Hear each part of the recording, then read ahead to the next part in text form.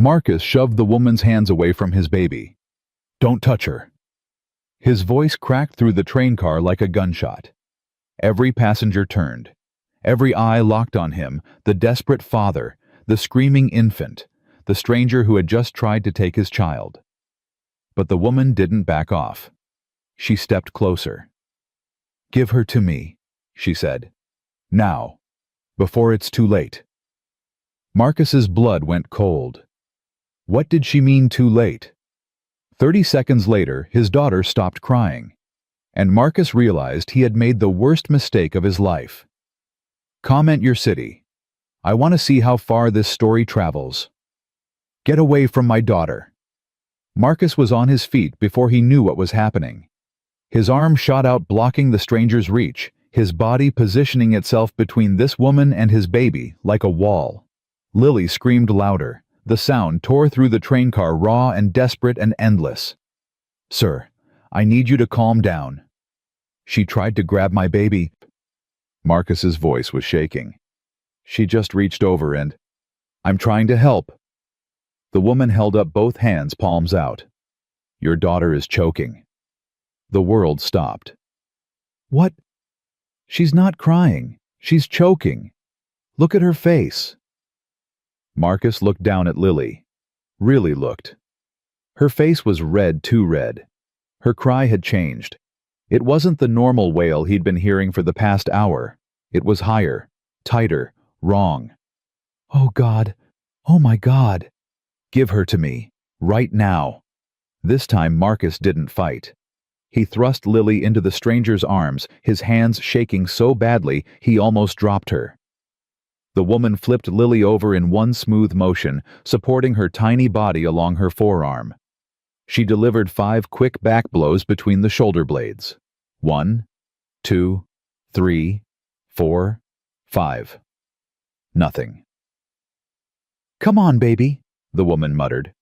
"Come on." She flipped Lily back over. 2 fingers on the chest, 5 compressions. Marcus couldn't breathe. The train car had gone completely silent. Somewhere behind him, a woman was crying. "Please," Marcus heard himself say. "Please, please, please." Lily coughed. Something small and white flew out of her mouth, a piece of the cracker Marcus had given her an hour ago. And then she screamed. A real scream. A healthy, angry, I'm pissed off and scared scream. The most beautiful sound Marcus had ever heard. "I almost killed her." Marcus was sitting now, slumped in his seat, Lily pressed against his chest. His hands wouldn't stop shaking. His whole body wouldn't stop shaking. "You didn't know." The woman had taken the seat beside him. Silent choking looks exactly like crying. Even doctors miss it sometimes. "I should have known. I'm her father. I'm supposed to..." His voice broke. "I'm all she has." The woman was quiet for a moment. Then she said, "My name is Elena." Marcus looked at her for the first time. Really looked. She had dark circles under her eyes that looked like bruises. Her hair was falling out of its ponytail. She looked like she hadn't slept in a week. She looked exactly how he felt. "Marcus? Is there someone I should call for you? Marcus? Her mother, maybe." The question hit him like a fist to the chest. Her mother is dead. Elena's face changed. The professional calm cracked just for a second, revealing something raw underneath. "I'm sorry, I didn't..." "It's fine, everyone asks." It wasn't fine. It was never fine. "She died when Lily was born, 9 months ago." 9 months. Elena's voice was barely a whisper. "You've been doing this alone for 9 months?" "Yeah." Marcus laughed, but there was no humor in it. "And I almost just killed her by giving her a cracker. Father of the Year, right?" Elena didn't laugh. She didn't offer empty comfort. She just looked at him with those exhausted eyes and said something that stopped his heart. "I know what it's like. To be so tired you can't see straight. To feel like you're failing every single day. To wonder if you're ever going to figure out how to do this. You have kids." Elena glanced across the aisle. Marcus followed her gaze and saw a little girl, maybe 5 years old, curled up in the window seat with a teddy bear, fast asleep, oblivious to the crisis that had just unfolded. Sophia, she's 5. Elena paused. Her father left when she was 8 months old. Jesus. Said he wasn't ready to be a dad. Packed a bag and walked out while I was giving her a bath. Another pause. I spent the first year convinced I was the worst mother in the world. Turns out, I was just the only one trying. The conductor appeared at the end of the aisle. Everything okay here? We got reports of a disturbance. We're fine. Elena's voice was calm, authoritative. The baby had a choking incident. It's resolved. Should I call medical? We can stop at the next station. That won't be necessary. She's breathing normally now. Elena looked at Marcus. Right, Dad? Marcus nodded, not trusting his voice. The conductor hesitated, then moved on down the aisle. Thank you, Marcus managed, for not making it a bigger thing. Last thing you need is paperwork and EMTs when you're already running on empty. Elena pulled her hair out of its ponytail, then tied it back up, a nervous habit Marcus guessed. Where are you headed? Boston. My mom fell, broke her hip, emergency surgery. Is she okay? They say she'll recover, but she's 73. At that age, a fall is... He stopped himself. Sorry, you don't need my problems. No, tell me, please. Elena's voice was soft. I'd rather hear about your problems than sit here with mine. Marcus looked at her. What problems? Elena's jaw tightened. She looked out the window at the darkness rushing past. I buried my father 3 days ago. The words hung in the air between them. Elena.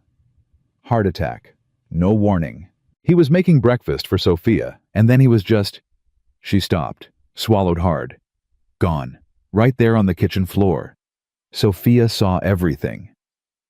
Marcus felt sick. I'm so sorry. He was the only one who helped me. After David left, my dad moved in, took care of Sophia while I worked, held everything together when I couldn't. Her voice cracked. He was supposed to have more time. He was supposed to see her grow up. He was supposed to... She couldn't finish. Marcus didn't think.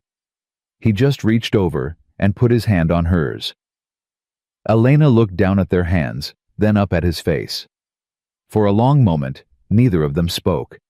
Then Lily made a sound. Not a cry, a small, curious noise.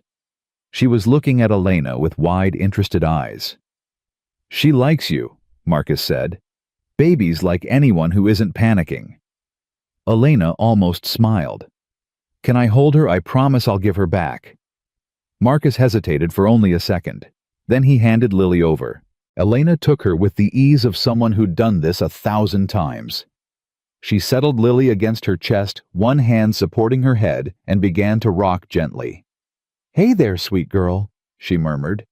You gave your daddy quite a scare, didn't you? Lily blinked up at her. Then, impossibly, she smiled. Marcus felt something crack open inside his chest. She's falling asleep.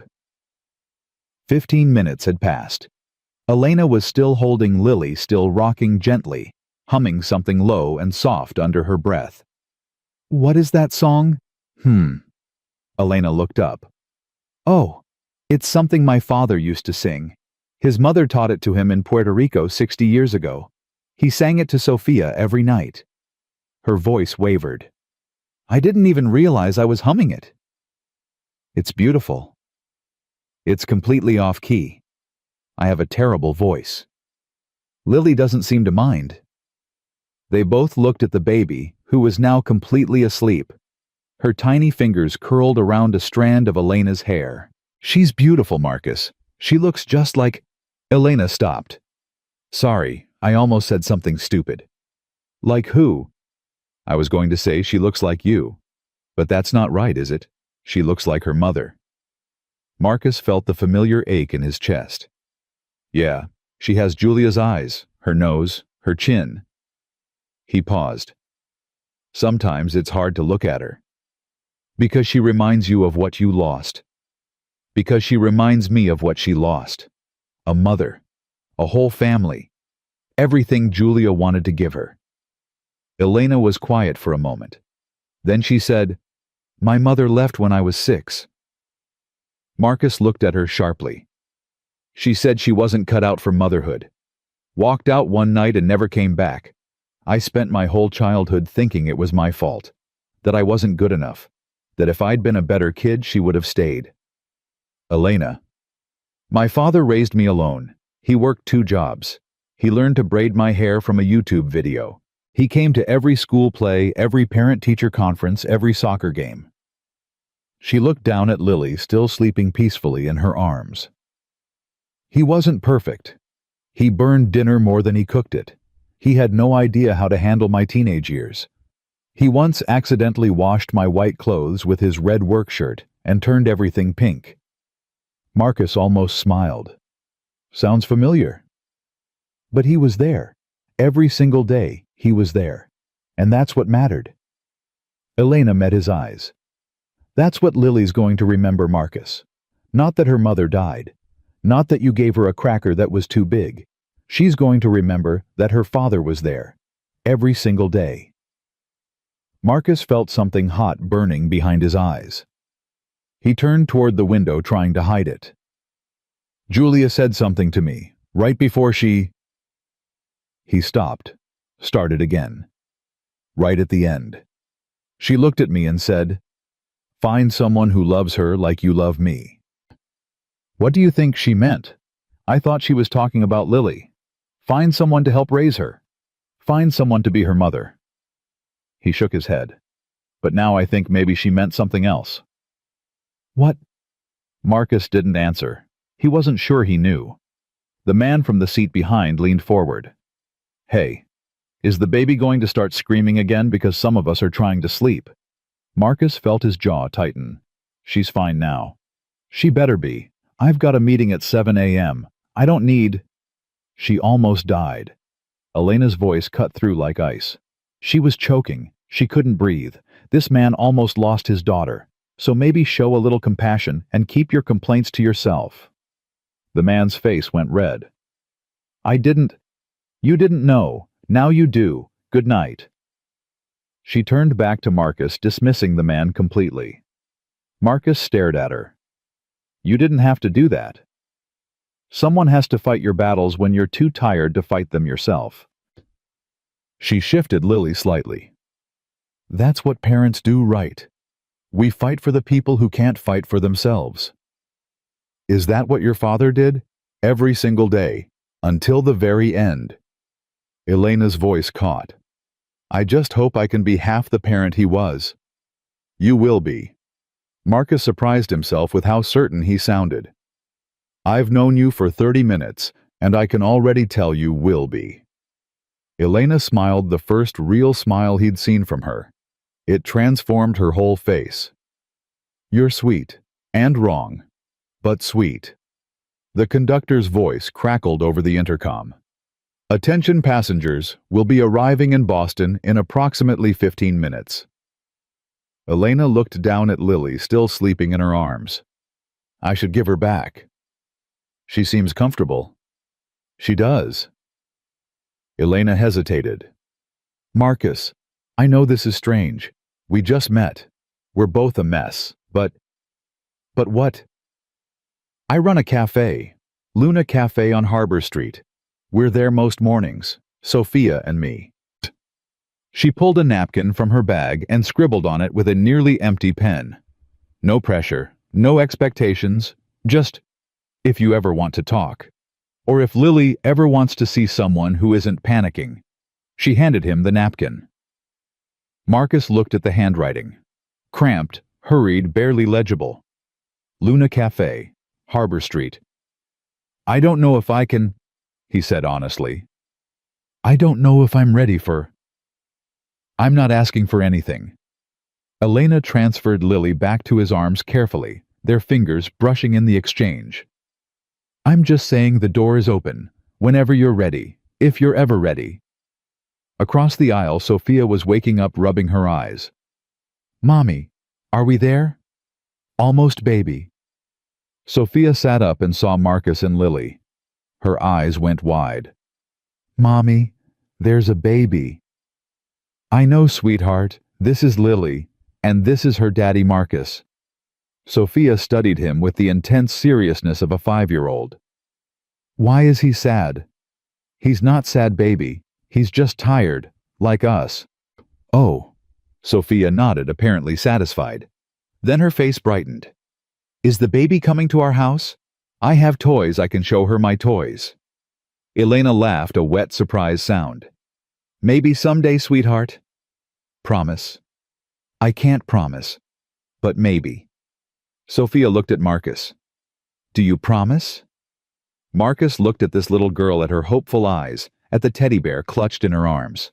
Then he looked at Elena, at the napkin in his pocket, at his daughter sleeping peacefully after almost dying. "I promise. I'll try." The train pulled into Boston Station. Passengers stood, grabbed bags, shuffled toward the exits. The usual chaos. Elena gathered Sophia and their belongings with the efficient movements of a practiced single mother. "It was nice meeting you, Marcus." She paused by his seat. "Take care of yourself. And take care of that little girl." "Elena!" Marcus stood up. "Thank you. For everything. For saving her life. For talking to me. For... You would have done the same thing." "I don't know if I would have." "You would have." She reached out and touched his arm just for a moment. "You're a good father, Marcus. Even when it doesn't feel like it. Especially when it doesn't feel like it." Then she was gone, disappearing into the stream of passengers with Sophia's hand in hers. Marcus stood there, Lily warm against his chest, watching until they turned the corner and vanished from sight. The napkin burned in his pocket. His mother was out of surgery by the time he reached the hospital. "You look like hell," she said when he walked into her room. It was nearly 2 a.m. "Thanks, Mom." "What happened?" Marcus sank into the chair beside her bed. He was so tired he could barely keep his eyes open. "Lily choked on the train." "What?" "She's fine. A woman saved her. A stranger. She knew exactly what to do." His mother studied his face in that way she had, the way that always made him feel transparent. "There's more." "What?" "You have that look. The one you used to get when you were hiding something." Marcus pulled the napkin from his pocket. "She gave me her address. The woman. Elena. She runs a cafe. She invited me to come by sometime." His mother was quiet for a long moment. "Julia would want you to go." "Mom, I'm not saying marry the woman. I'm saying Julia told you to find someone. Maybe this is what she meant. It's only been 9 months. There's no timeline for grief, Marcus. There's no right way to do this." She took his hand. "Go to the cafe, or don't. But don't let fear make the decision for you." Marcus didn't go to the cafe.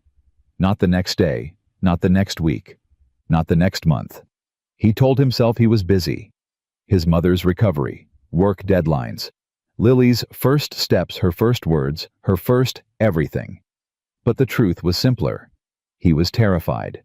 3 times he almost threw the napkin away. Once after a night when Lily wouldn't stop crying, and he'd sat on the kitchen floor at 3 a.m. sobbing into his hands. Once after his sister told him he needed to move on, and he'd screamed at her for the first time in his life.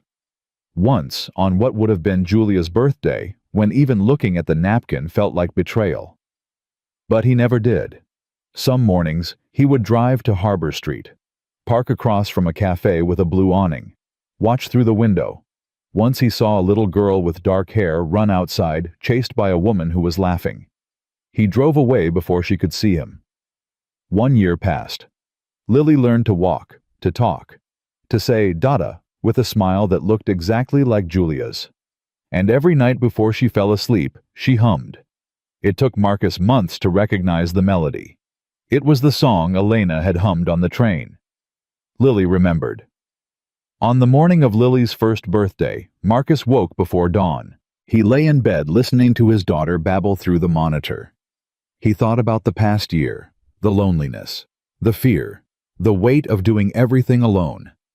He thought about Julia's last words, "Find someone who loves her like you love me." He thought about a stranger who had saved his daughter's life and asked for nothing in return.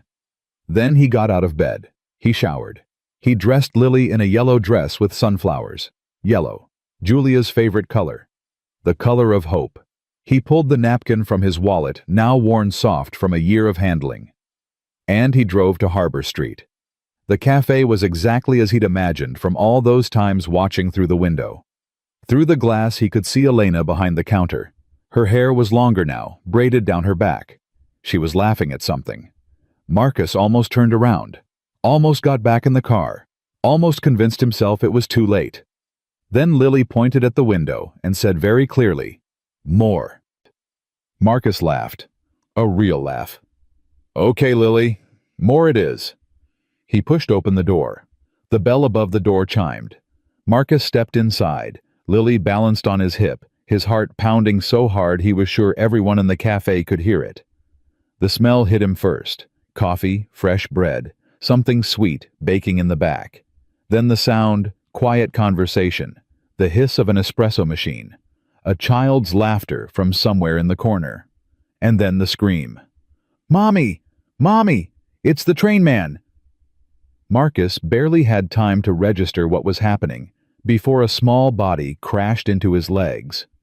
Sophia, bigger now, her hair longer, but with the same intense eyes, was hugging his knees like he was a long-lost relative. "It's him. It's the train man with baby Lily Mommy. I told you he would come. I told you." Every head in the cafe turned. Marcus felt his face flush. Behind the counter, Elena had frozen mid-motion a coffee pot suspended in her hand. Her mouth was open. Her eyes were wide. For a long, terrible moment, Marcus thought he had made a mistake. A year was too long. She didn't remember him. She didn't want him here. He should turn around, walk out, pretend this never "you came." Elena's voice was barely above a whisper, but somehow it cut through all the noise. She set down the coffee pot. Her hands were shaking. "I came," Marcus said. "It's been a year." "I know." "I thought you weren't." She stopped, started again. "I thought maybe I imagined it. The train. That night. I thought maybe I made it up because I needed it to be real." It was real. Elena came around the counter. She moved slowly like she was afraid he might disappear if she went too fast. Sophia was still attached to Marcus's legs. "Mommy, can baby Lily come play now? You said maybe someday. Is it someday?" Elena laughed, that wet, surprised sound Marcus remembered from the train. "Yeah, baby, I think it's someday." She stopped in front of Marcus, close enough that he could see the tears forming in her eyes. Close enough that he could smell coffee and flour, and something that might have been vanilla. "Hi," she said. "Hi. You look terrible." Marcus laughed. He couldn't help it. "Thanks. You look—" "Don't say I look good. I haven't slept in 3 days. The espresso machine broke, my supplier didn't show up, and Sophia had a nightmare every night this week. I was going to say you look exactly how I remembered." Elena's breath caught. "Marcus. Mommy." Sophia tugged on Elena's apron. "Can I show Lily my toys now? Please. I've been waiting forever." Elena wiped her eyes with the back of her hand. "Forever, huh? A whole year. That's like 100 forevers." Marcus looked down at his daughter. Lily was staring at Elena with wide, curious eyes. Her tiny hand was reaching out, fingers grasping at the air, and then she said it. "Mama." The cafe went silent. Marcus felt all the blood drain from his face. "Lily, no, that's not—" But Elena was already moving. She reached out and took Lily from Marcus's arms, lifting her with the same natural ease she'd shown on the train a year ago. "Hey there, sweet girl."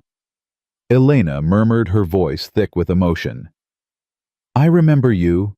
Do you remember me?" Lily grabbed a fistful of Elena's hair and smiled. Mama, she said again. Elena looked at Marcus. Tears were streaming down her face now, and she wasn't even trying to hide them. She remembers, Elena whispered. How does she remember? Marcus's voice came out rough. She sings your song. Every night before bed. She hums it. I didn't recognize it at first, but then I realized it's the song you sang on the train, the one your father taught you. Elena's hand flew to her mouth. She never forgot, Marcus said, and neither did I. An older man appeared behind the counter. He had kind eyes and a knowing smile, and he was watching the scene unfold like he'd been waiting for it his whole life. Cass, you want to take your break now? His voice was gruff, but gentle. I can handle the counter. Elena laughed through her tears.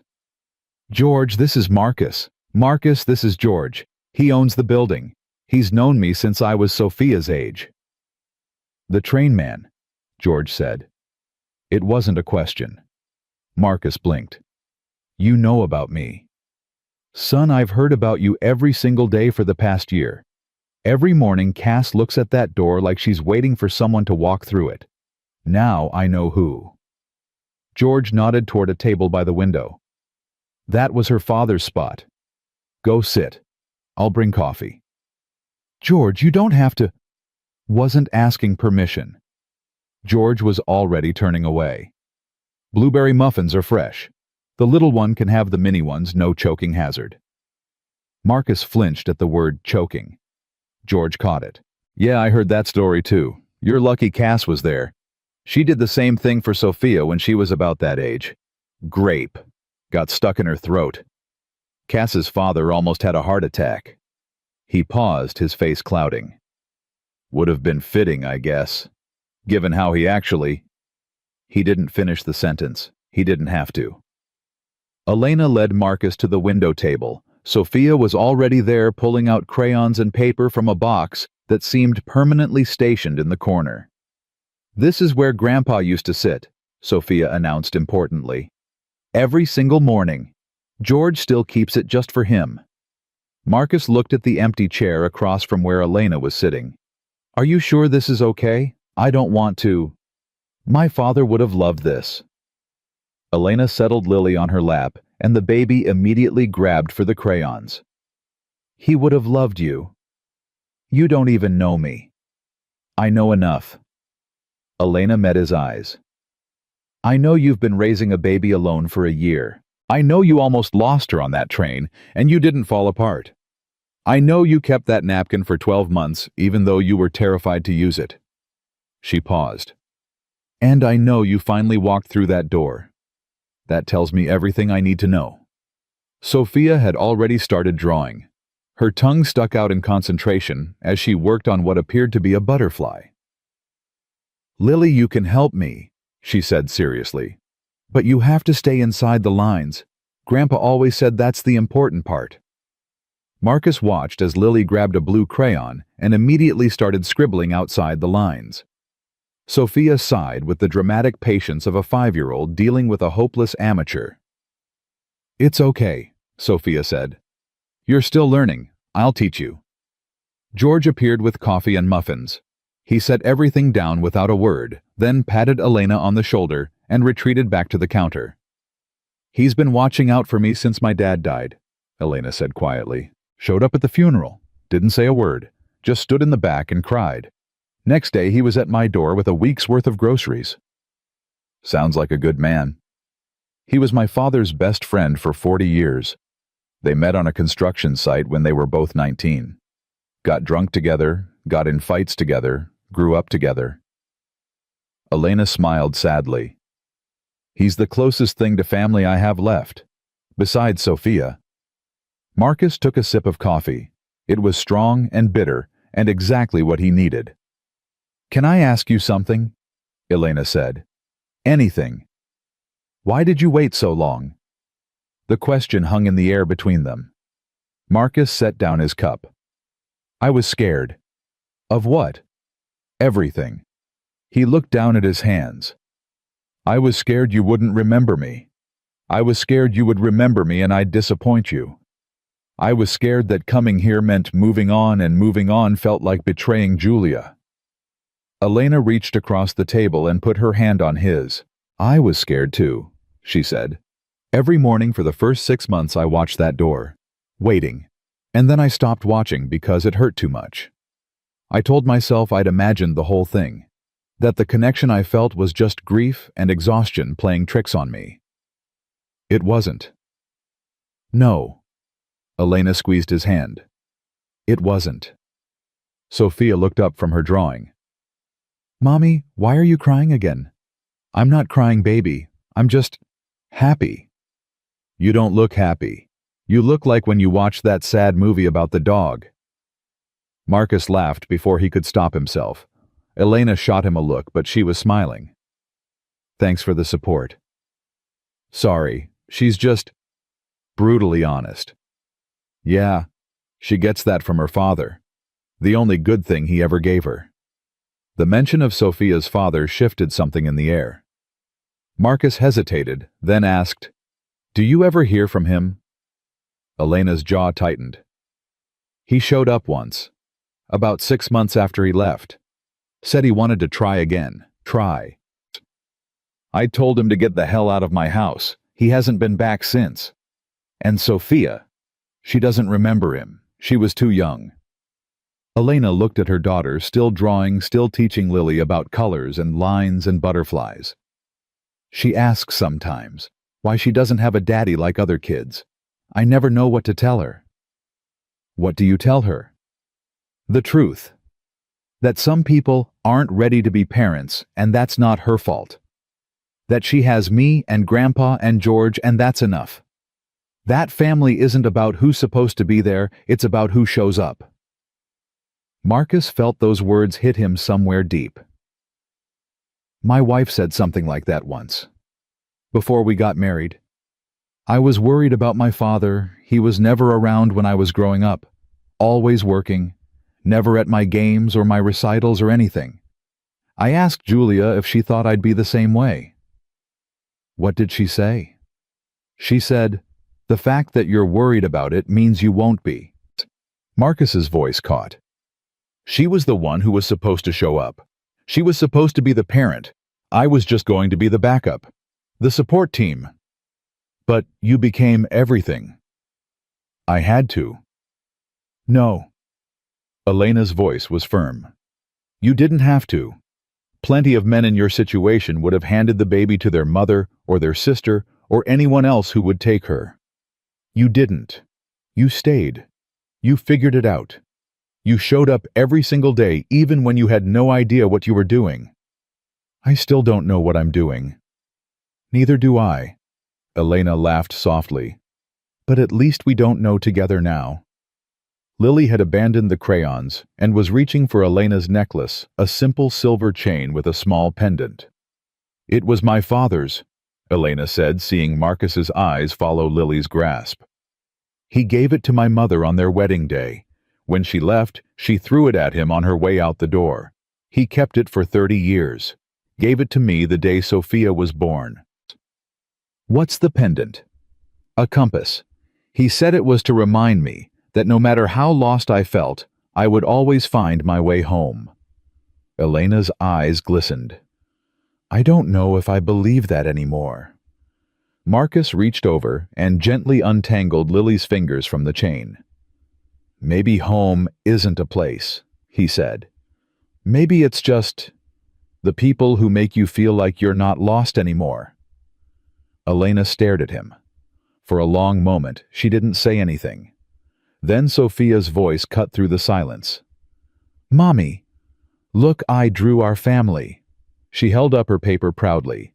The drawing was messy, chaotic, the work of a 5-year-old with big ideas and limited fine motor skills. But the image was clear enough. 4 stick figures, 2 big, 2 small, standing in front of what might have been a house or might have been a very ambitious box. That's me, Sophia said, pointing to the smallest figure with long black hair. And that's Lily. And that's Mommy. And that's... She stopped, looked at Marcus, then at her mother. That's the train man, she finished. Is that okay, Mommy? I wanted to put Grandpa, but you said he's in the clouds now, so I put the train man instead, because he came back, like he promised. Elena's hand flew to her mouth. Marcus felt his throat close up. Baby, Elena said carefully. The train man Marcus, he's just visiting. He's not. But he came back. Sophia's voice was matter-of-fact. He promised, and Grandpa always said a promise is the most important thing. So now he has to stay, right? She looked at Marcus with those serious, intense eyes, waiting. Marcus looked at Elena. She was shaking her head slightly, mouthing the words, "You don't have to," over and over. But Marcus wasn't looking at her anymore. He was looking at Sophia, at this little girl who had lost her grandfather and her father and was holding on to a stranger's promise like it was the only solid ground she had left. He was looking at his daughter contentedly playing with a stranger's necklace, humming a song she shouldn't remember. He was looking at the empty chair where Elena's father used to sit every morning for 20 years. And he made a decision. "Sophia," he said quietly, "can I tell you a secret?" Sophia's eyes went wide. She loved secrets. "When I was on that train, your mommy did something very brave. She saved Lily's life. Did you know that?" Sophia nodded solemnly. "Mommy told me. She said Lily was choking, and she had to get the bad thing out." "That's right. And after that, your mommy gave me a piece of paper with this cafe on it. Do you know what I did with that paper?" Sophia shook her head. "I kept it in my pocket every single day for a whole year. I looked at it every night. And every night I was too scared to come here." "Why were you scared?" Marcus glanced at Elena, then back at Sophia. "Because your mommy is really special. And I was afraid that if I came here, I would mess everything up. I was afraid I wasn't good enough." Sophia considered this with the gravity of a 5-year-old philosopher. "That's silly," she finally pronounced. "You're good enough, I can tell." "How can you tell?" "Because Lily loves you, and babies know everything." Sophia went back to her drawing, apparently satisfied that she had resolved the issue. "Grandpa told me that. He said babies are the smartest people because they haven't learned how to lie to themselves yet." Marcus felt something give way inside his chest. Something he had been holding on to for a year, maybe longer. "Sophia," he said, "I'm not going to promise that I'll stay, because I don't know what's going to happen. But I'm going to promise you something else." "What?" "I'm going to promise that I'll keep coming back, every time I can. Is that okay?" Sophia beamed. "That's even better. That means I can show Lily all my toys. One at a time. It'll take forever." "That's the idea." Elena was crying again. She wasn't even pretending to hide it anymore. "You didn't have to do that," she said quietly. "I know. She's going to hold you to it. I know that too. Marcus, I'm not ready for whatever this is," he said, echoing her words from the train a year ago. "I'm still a mess. I'm still figuring out how to be a dad. I'm still grieving for a woman I was supposed to spend my whole life with." Elena nodded slowly. But I've spent the last year doing everything alone, and I'm tired, and I don't want to do it anymore." He took a breath. "You said on the train that your father was the one who saved you, that he held everything together when you couldn't. You don't have him anymore, and I don't have Julia anymore. But maybe—" He stopped. He didn't know how to finish. Elena finished for him. "Maybe we can hold each other together." "Yeah." Marcus felt the word catch in his throat. "Maybe we can." George's voice cut across the cafe. "Cass, we've got a line building up here. You want to help, or you want me to tell everyone the espresso machine is broken again?" Elena laughed, wiping her eyes. "It is broken again." "That's between me and God. These people don't need to know." She stood up reluctantly, Lily still in her arms. "I have to go. We're not going anywhere." Elena looked at him. Then she looked at Sophia, already starting a new drawing. Then she looked at Lily, who was reaching for her necklace again, with determined baby fingers.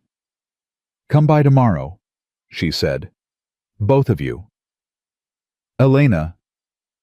"I'm not asking, I'm telling." A smile broke across her face, the real smile, the one that transformed everything. "Coffee's on the house, forever." She handed Lily back to Marcus, their hands lingering in the transfer, and walked back to the counter. Marcus sat there, his daughter in his lap, watching Elena work. She moved with efficient grace, taking orders, making coffee, chatting with customers like they were old friends. Because they probably were. Sophia had finished her new drawing. She pushed it across the table toward Marcus.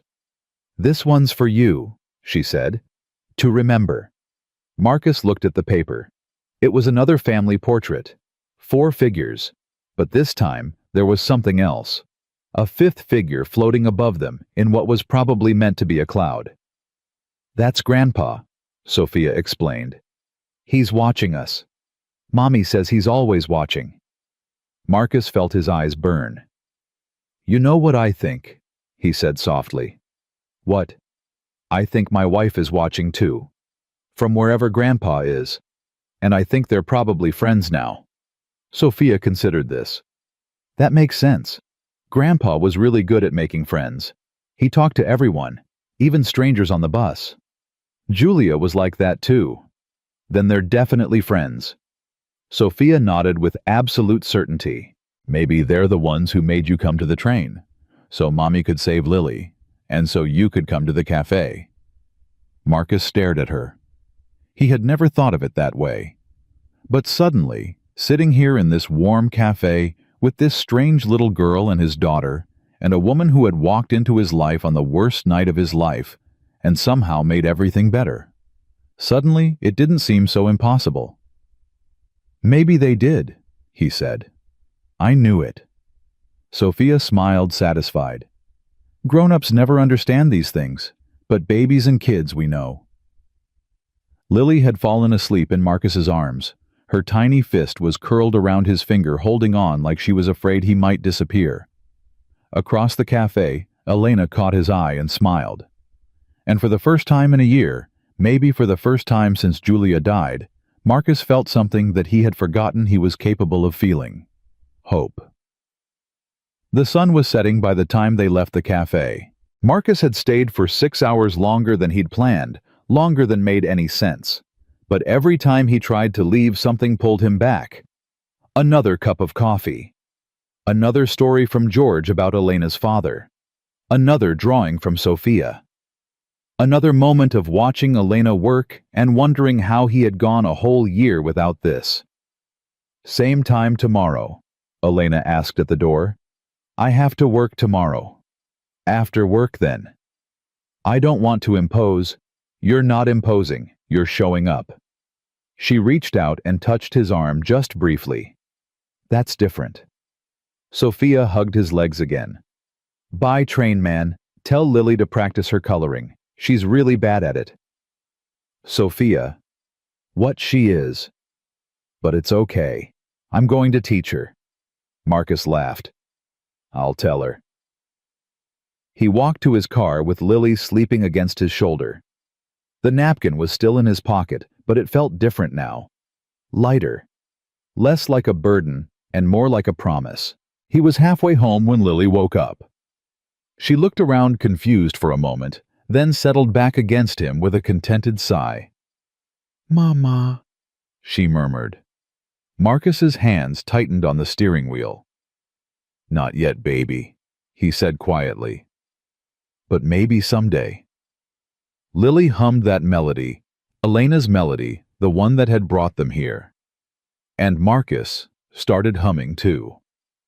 3 months passed like water through open fingers. Marcus came to the cafe every day, sometimes in the morning before work, sometimes in the evening after, sometimes both.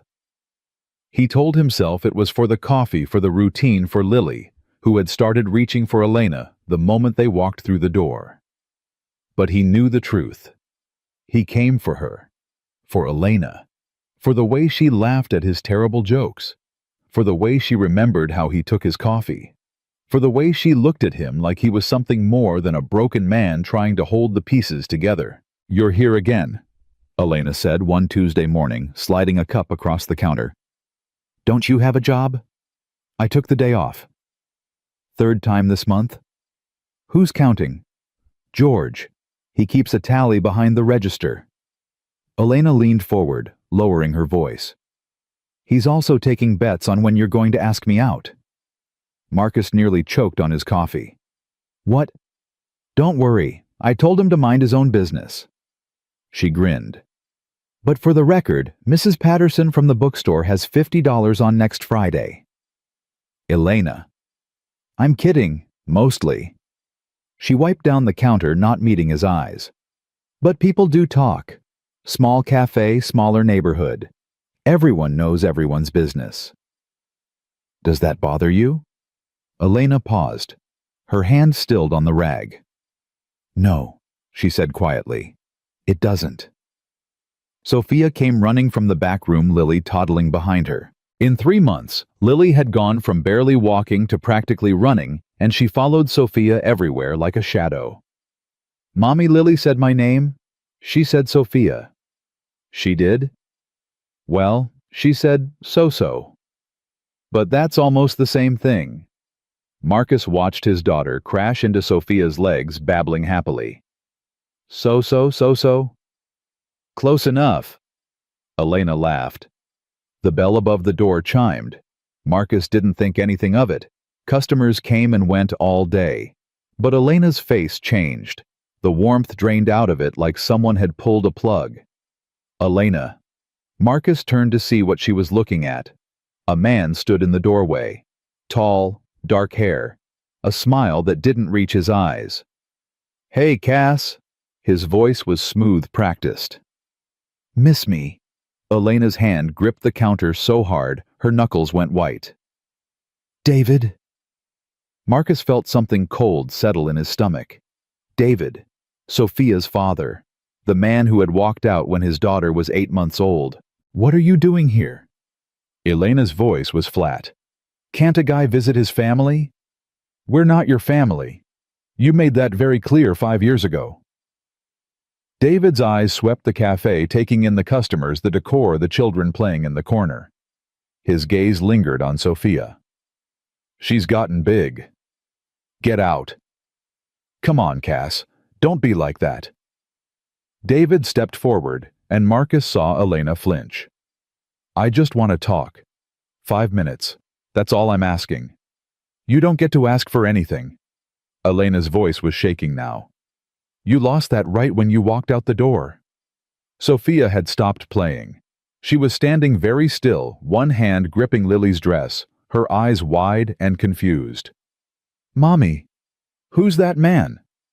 David's face softened. He took another step forward.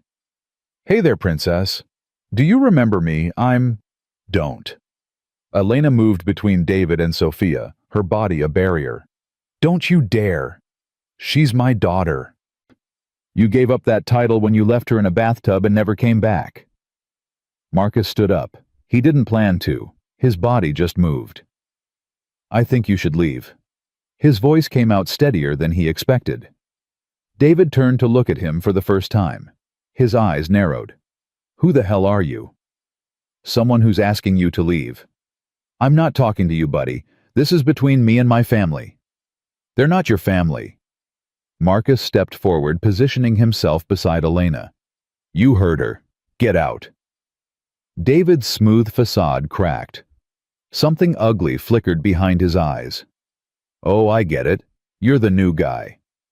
He laughed, but there was no humor in it. "That didn't take long, Cass. Dad's barely cold in the ground, and you've already got a replacement." Elena made a sound like she'd been punched. Marcus felt something snap inside him. "That's enough." "Or what?" David stepped closer, getting in Marcus's face. "What are you going to do about it?" "David." George's voice cut through the tension. He had come out from behind the counter, and there was something in his hand, a baseball bat, old and worn. "I think it's time for you to leave." George, stay out of this.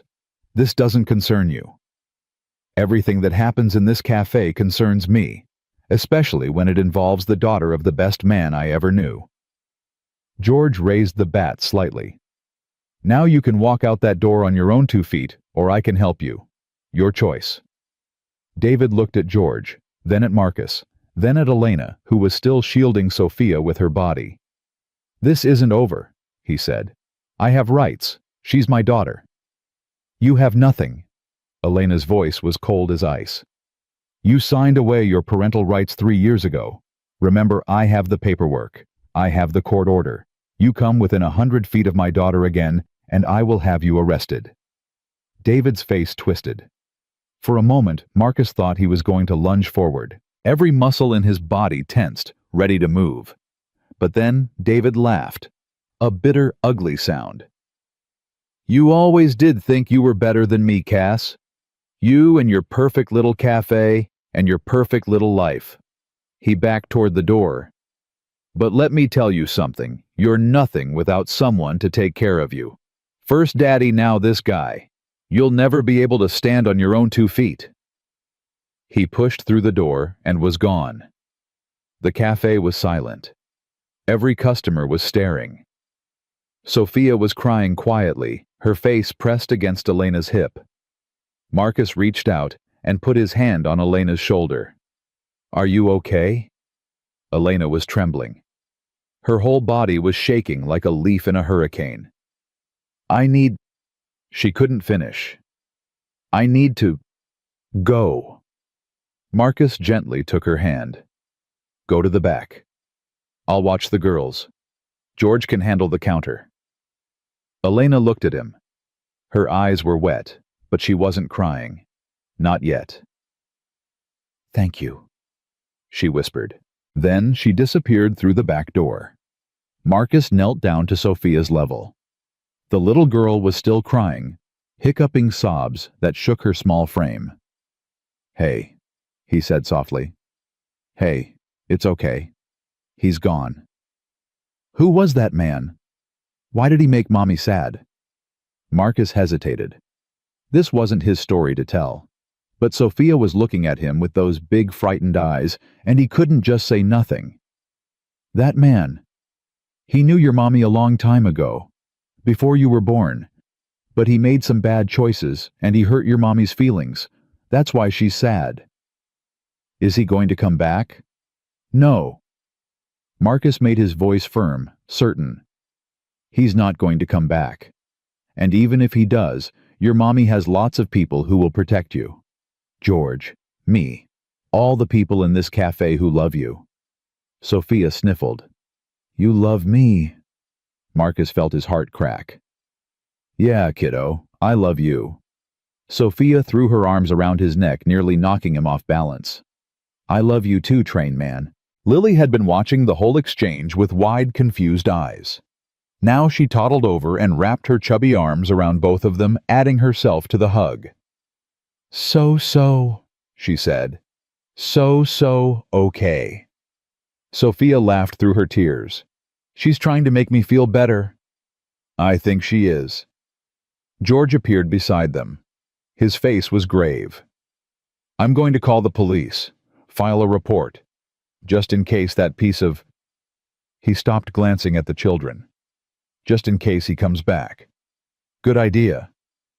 You should go check on her. Elena. She's strong, but David always knew how to get under her skin. George's jaw tightened. Her father would have killed him. Literally killed him. I had to talk him down more than once after David left. Marcus stood up, still holding Sophia's hand. Can you watch them for a minute? Son, I've been watching kids in this cafe for 40 years. Go. Marcus found Elena in the storage room. She was sitting on an overturned crate, her head in her hands, her shoulders heaving with silent sobs. He didn't say anything. He just sat down beside her and put his arm around her shoulders. Elena turned into him, burying her face in his chest, and cried. I thought I was over it, she said between sobs. I thought I'd moved on. But hearing him say those things... He's wrong. Marcus's voice was fierce.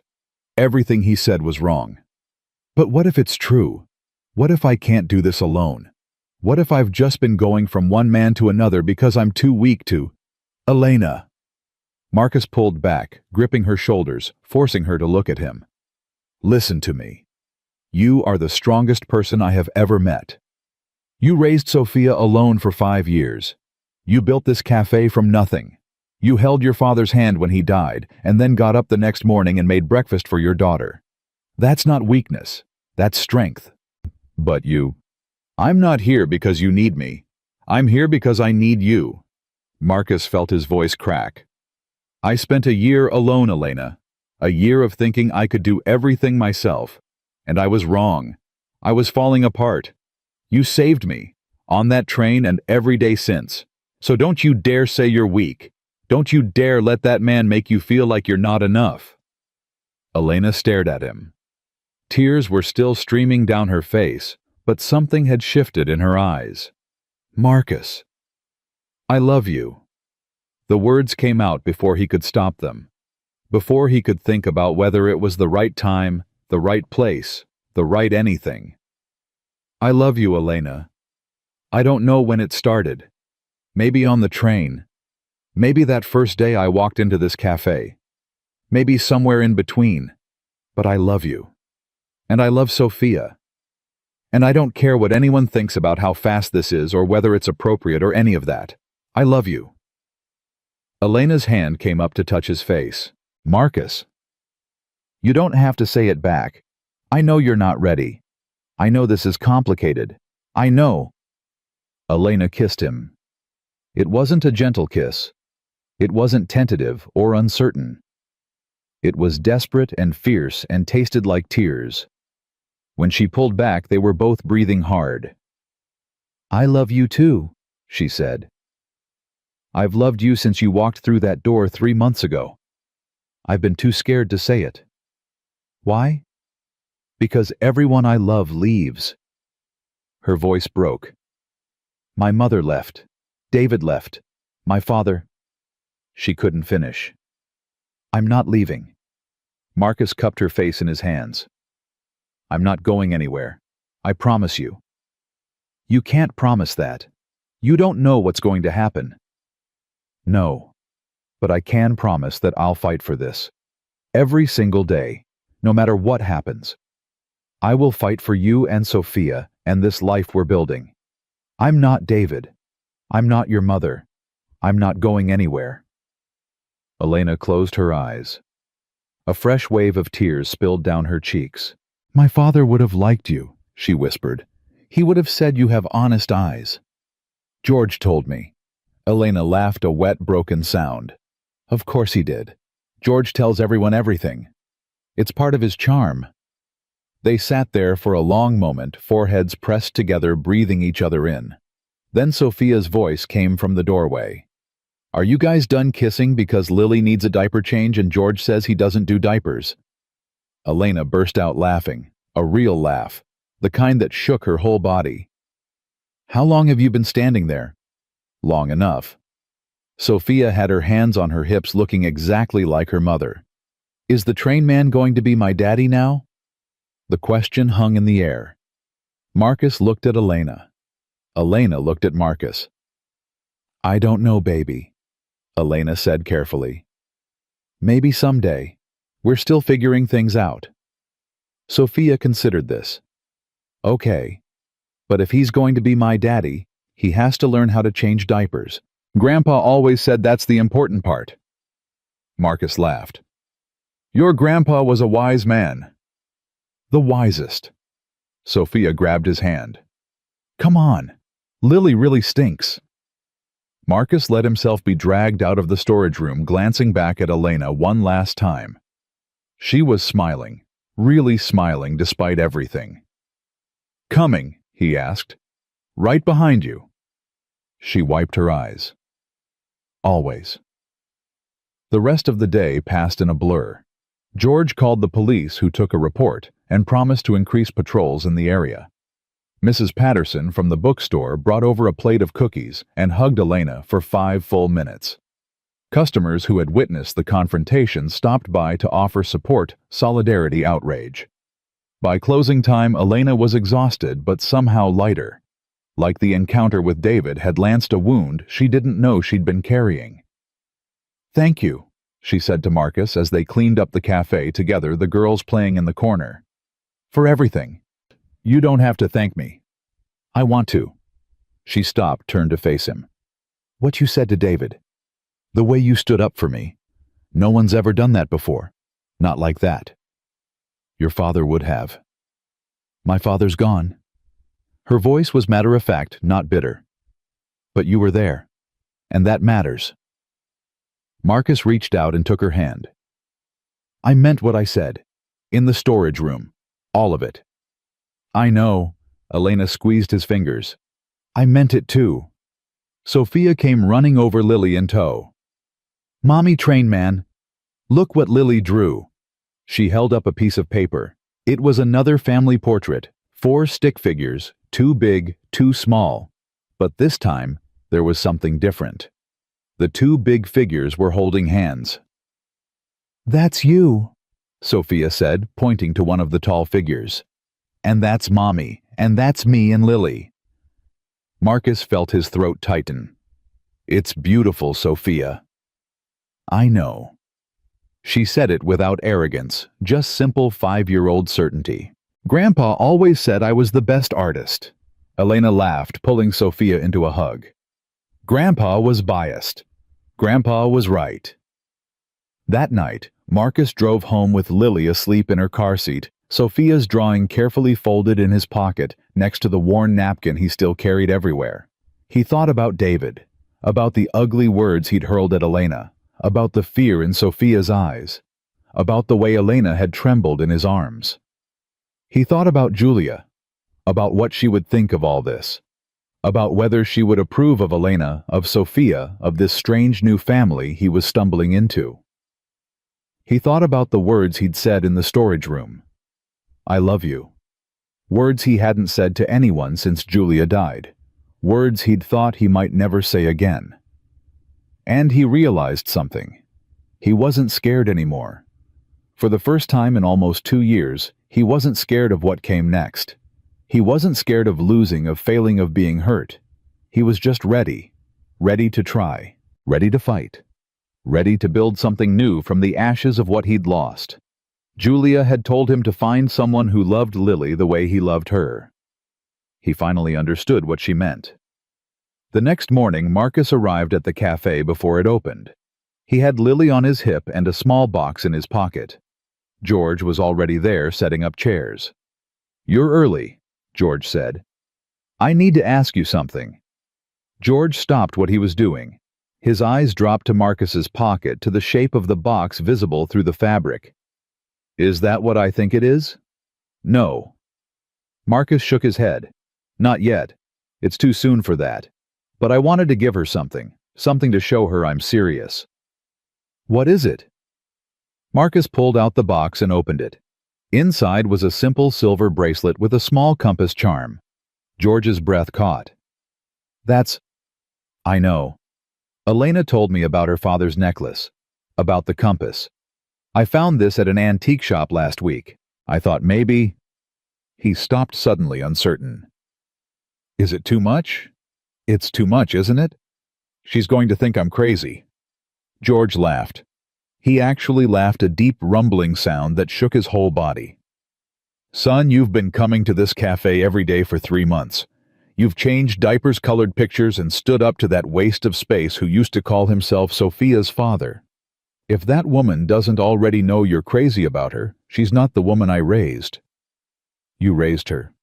"Her father and I raised her together, after her mother left." George's eyes were distant remembering. "Miguel was my best friend for 40 years. We did everything together, including raising a little girl who had too much fire for her own good." He smiled. "She's got her father's heart, too big for her chest, always giving, never asking. You're good for her, Marcus. Miguel would have approved." "You think so?" "I know so." George clapped him on the shoulder. "Now go. She's in the back starting the bread. Don't make her cry too much. We've got customers coming in an hour." Marcus found Elena exactly where George said she would be, kneading dough at the big table in the back.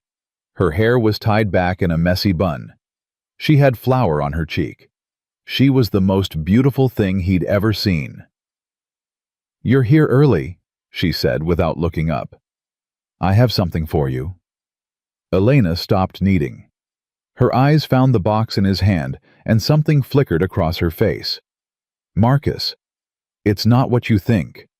He set Lily down on the floor, where she immediately toddled off to explore. "It's not a ring. I know we're not there yet, but I wanted to give you something." He opened the box. Elena's hand flew to her mouth. "It's a compass," Marcus said. "Like your father's necklace. I know it's not the same. Nothing can replace what he gave you. But I wanted you to have something from me. Something to remind you that no matter how lost you feel, you'll always find your way home." Elena was crying. Again. But this time, she was smiling too. "Marcus, you told me your father said home isn't a place. It's the people who make you feel like you're not lost anymore." He took the bracelet out of the box. "You're my home, Elena. You and Sophia. Wherever you are, that's where I want to be." Elena held out her wrist. Her hand was trembling. Marcus clasped the bracelet around her arm. The compass charm caught the light, glinting silver and gold. "I love you," Elena said. "I love you too." "This is crazy. We've only known each other for 3 months. I've known you for 15 months, since the night you took my daughter out of my arms and saved her life." Elena laughed through her tears. "That's not how it works." "It's exactly how it works." Lily came toddling back, flour dust in her hair from something she'd gotten into. She looked up at them with Julia's eyes and smiled. "Mama," she said, reaching for Elena. "Mama." This time, Marcus didn't correct her. Elena picked Lily up, holding her close, the compass bracelet glinting on her wrist. "Are you sure about this?" Elena asked quietly. "About us? About everything?" Marcus looked at her. At this woman who had walked into his life on the worst night of his life and somehow made everything better. At his daughter in her arms where she belonged. At the flower on her cheek and the tears on her face and the love in her eyes. I've never been more sure of anything in my life. Outside, the sun was rising. Inside, a family was being born. Not the family Marcus had planned. Not the family he'd expected. But a family nonetheless. And sometimes, that's how the best stories happen. 6 months later, Marcus stood in front of Julia's grave for the first time since her funeral. He had been avoiding this moment, finding excuses. Too busy with work. Too focused on Lily. Too wrapped up in his new life with Elena. But his mother had finally said the words he'd been dreading. "You need to tell her, Marcus. You need to tell Julia about Elena." So here he was, alone, the autumn wind cutting through his jacket, staring at a headstone that still didn't feel real. Julia Marie Chen, beloved wife and mother. Forever in our hearts. "Hey, Jules." His voice came out scratchy. He cleared his throat and tried again. "I know it's been a while. I'm sorry. I should have come sooner. He stopped. Swallowed hard. "I didn't know what to say." The wind picked up, rustling the leaves on the nearby oak tree. Marcus shoved his hands in his pockets. "Lily's walking now. Running, actually. You can't keep her still for a second. She's got your stubbornness, your determination. When she wants something, she goes after it with everything she has." He paused, feeling the familiar ache in his chest. "She looks just like you. Every day, more and more. Sometimes I catch her making a face, and it's like you're right there in the room with me. It hurts. But it's also..." He searched for the right word. "It's also beautiful. Like you left a piece of yourself behind." A car drove past on the road behind him. Marcus waited until the sound faded before continuing. "I met someone, Jules. Her name is Elena. She has a daughter named Sophia who's 5. He laughed softly. "They're amazing. Elena saved Lily's life on a train. She was choking, and I didn't even notice, and she just knew. She saved her. He crouched down, running his fingers over the cold stone. You told me to find someone.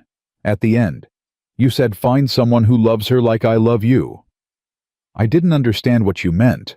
I thought you were telling me to find a mother for Lily. But that's not what you meant, is it? The wind answered him with silence. You meant find someone who loves me. Someone who makes me whole again. Someone who gives me a reason to keep going when everything feels impossible. Marcus felt tears burning behind his eyes. I found her, Jules. I found her, and I love her. I love her so much it scares me. But I need to know...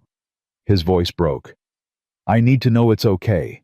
I need to know you're not angry. I need to know that loving her doesn't mean I stopped loving you. He stayed there for a long time, waiting, for what he didn't know. A sign, a feeling, something.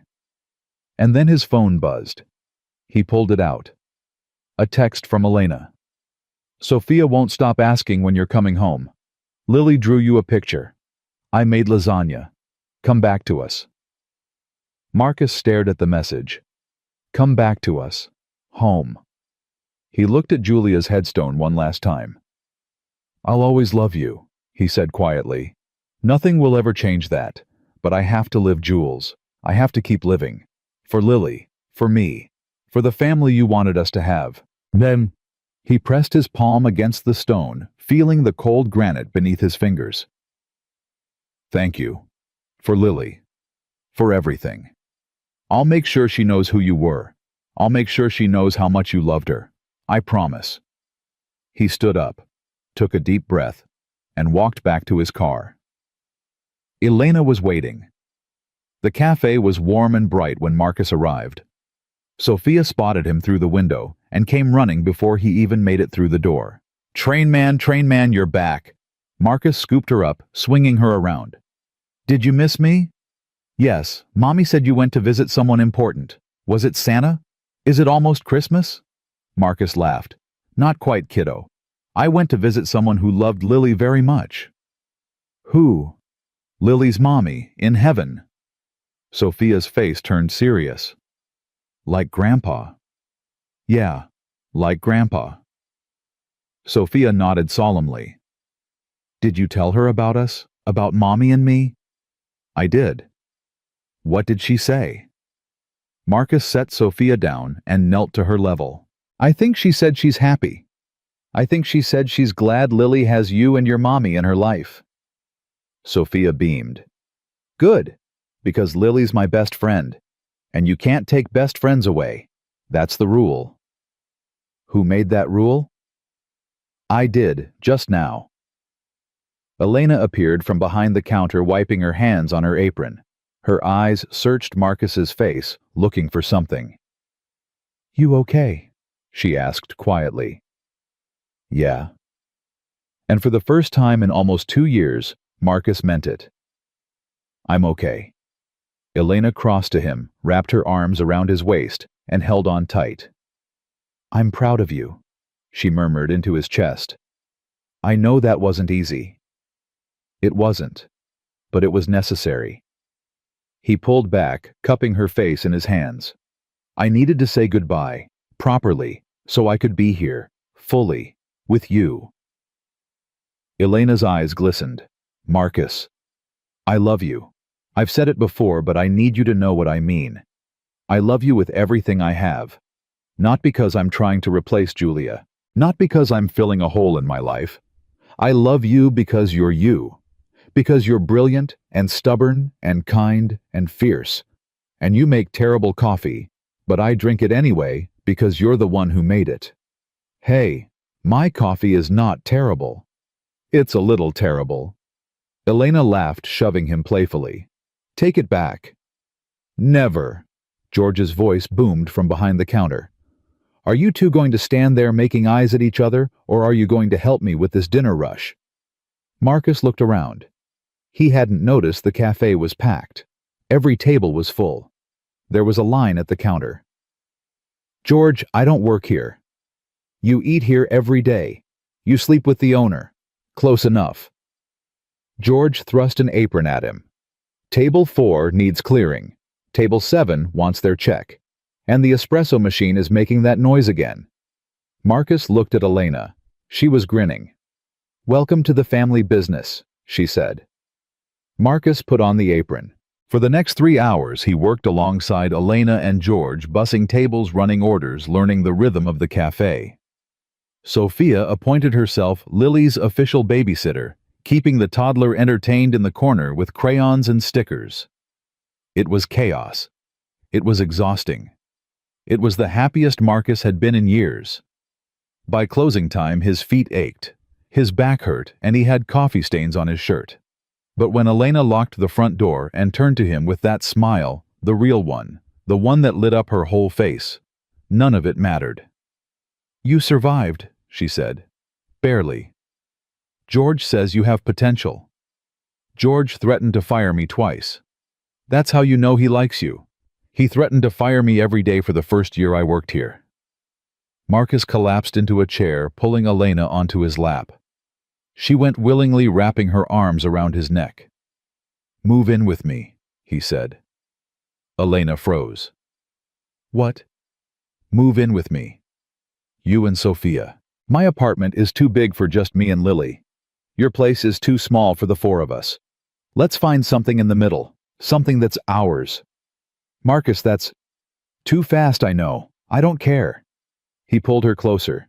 "I've spent my whole life playing it safe, planning everything, preparing for every possible outcome. And you know what it got me? A dead wife and a year of grief so heavy I could barely breathe." Elena's eyes were wet. "Marcus, I'm done playing it safe. I'm done waiting for the perfect moment. There is no perfect moment. There's just now. And right now, I want to wake up next to you every morning. I want to make breakfast for our daughters. I want to build a life with you. A real life. Not this half measure where I go home to an empty apartment and count the hours until I can see you again. It's not empty. You have Lily. You know what I mean." Elena was quiet for a long moment. Marcus felt his heart pounding against his ribs. "My father," she finally said, "told me something once. Right after David left. He said, 'Miha, love isn't about finding someone who completes you. It's about finding someone you want to be incomplete with.'" What does that mean? It means we're both broken, Marcus. We're both missing pieces. And we're not going to fix each other. We're not going to make each other whole. She touched his face gently. But we can be incomplete together. We can hold the pieces that are left and make something new. Is that a yes? Elena smiled. That's a hell yes. Marcus kissed her, long and deep and full of promise. From the corner, Sophia's voice piped up. "Are you guys kissing again? You're always kissing. It's gross." Elena pulled back, laughing. "Sorry, baby." "No, you're not." "No, I'm not." Elena turned to her daughter. "Sophia, come here. I need to tell you something." Sophia approached cautiously. "Am I in trouble?" "No, sweetheart. The opposite." Elena took her daughter's hand. "How would you feel about living with Marcus and Lily, all of us together in a new house?" Sophia's eyes went wide. "Like a real family." "Yes, like a real family." Sophia looked at Marcus, then at Lily, who was drooling on a crayon in the corner, then back at her mother. "Would I have to share a room with Lily?" "Probably not. We'd find a place with enough bedrooms for everyone." "Would Train Man make pancakes on Saturdays? He makes really good pancakes." Marcus grinned. "Every Saturday. Promise." Sophia considered this carefully. Then she nodded. "Okay, but I get to pick my room first, because I'm older." "Deal." Sophia threw her arms around both of them, creating a 3-way hug that quickly became 4-way when Lily toddled over to see what she was missing. George watched from behind the counter, pretending to wipe down a surface that was already clean. "About damn time," he muttered to himself. Then louder. "I'm locking up. You 4 can do whatever you want, but I'm going home. These old bones need sleep." George. Elena untangled herself from the family pile. Thank you. For everything. Don't thank me. Thank your father. He's the one who told me to keep an eye on you. George's voice was gruff, but his eyes were suspiciously bright. He'd be proud of you, Cass. Real proud. I know. Good. Now get out of my cafe. I'll see you tomorrow. They walked out into the cool night air, Sophia holding Marcus's hand on one side and Elena holding Lily on the other. So, Elena said as they reached Marcus's car, when do we start house hunting? Tomorrow. That's aggressive. I'm a man on a mission. Elena laughed. Fine, tomorrow. But I get veto power. On what? Everything. That doesn't seem fair. Welcome to relationships, Marcus. Nothing is fair. He kissed her again right there in the parking lot, not caring who might see. I love you, he said. I love you too. Elena buckled Lily into her car seat. Now take us home. Home. The word had never sounded so good. 3 weeks later they found it. A small house with a yellow door just 4 blocks from the cafe. 3 bedrooms, 2 bathrooms, a backyard big enough for a swing set. It needed work, new paint, some repairs, a kitchen that hadn't been updated since the 80s, but it was perfect. We can't afford this, Elena said, staring at the listing. We can, if we're careful. Marcus, my cafe barely breaks even. Your job is... My job pays well enough, and I have savings. Julia's life insurance. He stopped the words catching in his throat. She'd want me to use it for this, for building something. Elena took his hand. Are you sure? I've never been more sure of anything. The sellers accepted their offer that afternoon. Closing was set for 6 weeks out. But life Marcus was learning rarely went according to plan. The phone call came on a Tuesday. Marcus was at work in the middle of a meeting when his cell buzzed. Elena. She never called during work hours unless it was urgent. Excuse me, he told his colleagues, stepping out into the hallway. Elena, what's wrong? Her voice was shaking. He's back, David. He showed up at Sophia's school. Marcus felt his blood go cold. What? The school called me. He tried to pick her up, said he was her father. They didn't let him thank God, but Sophia saw him. She's terrified, Marcus. She won't stop crying. Where are you now? The cafe. George is here. But Marcus, I don't know what to do. I have a restraining order. How did he even know what school she goes to? I'm leaving right now. Stay there. Don't let Sophia out of your sight.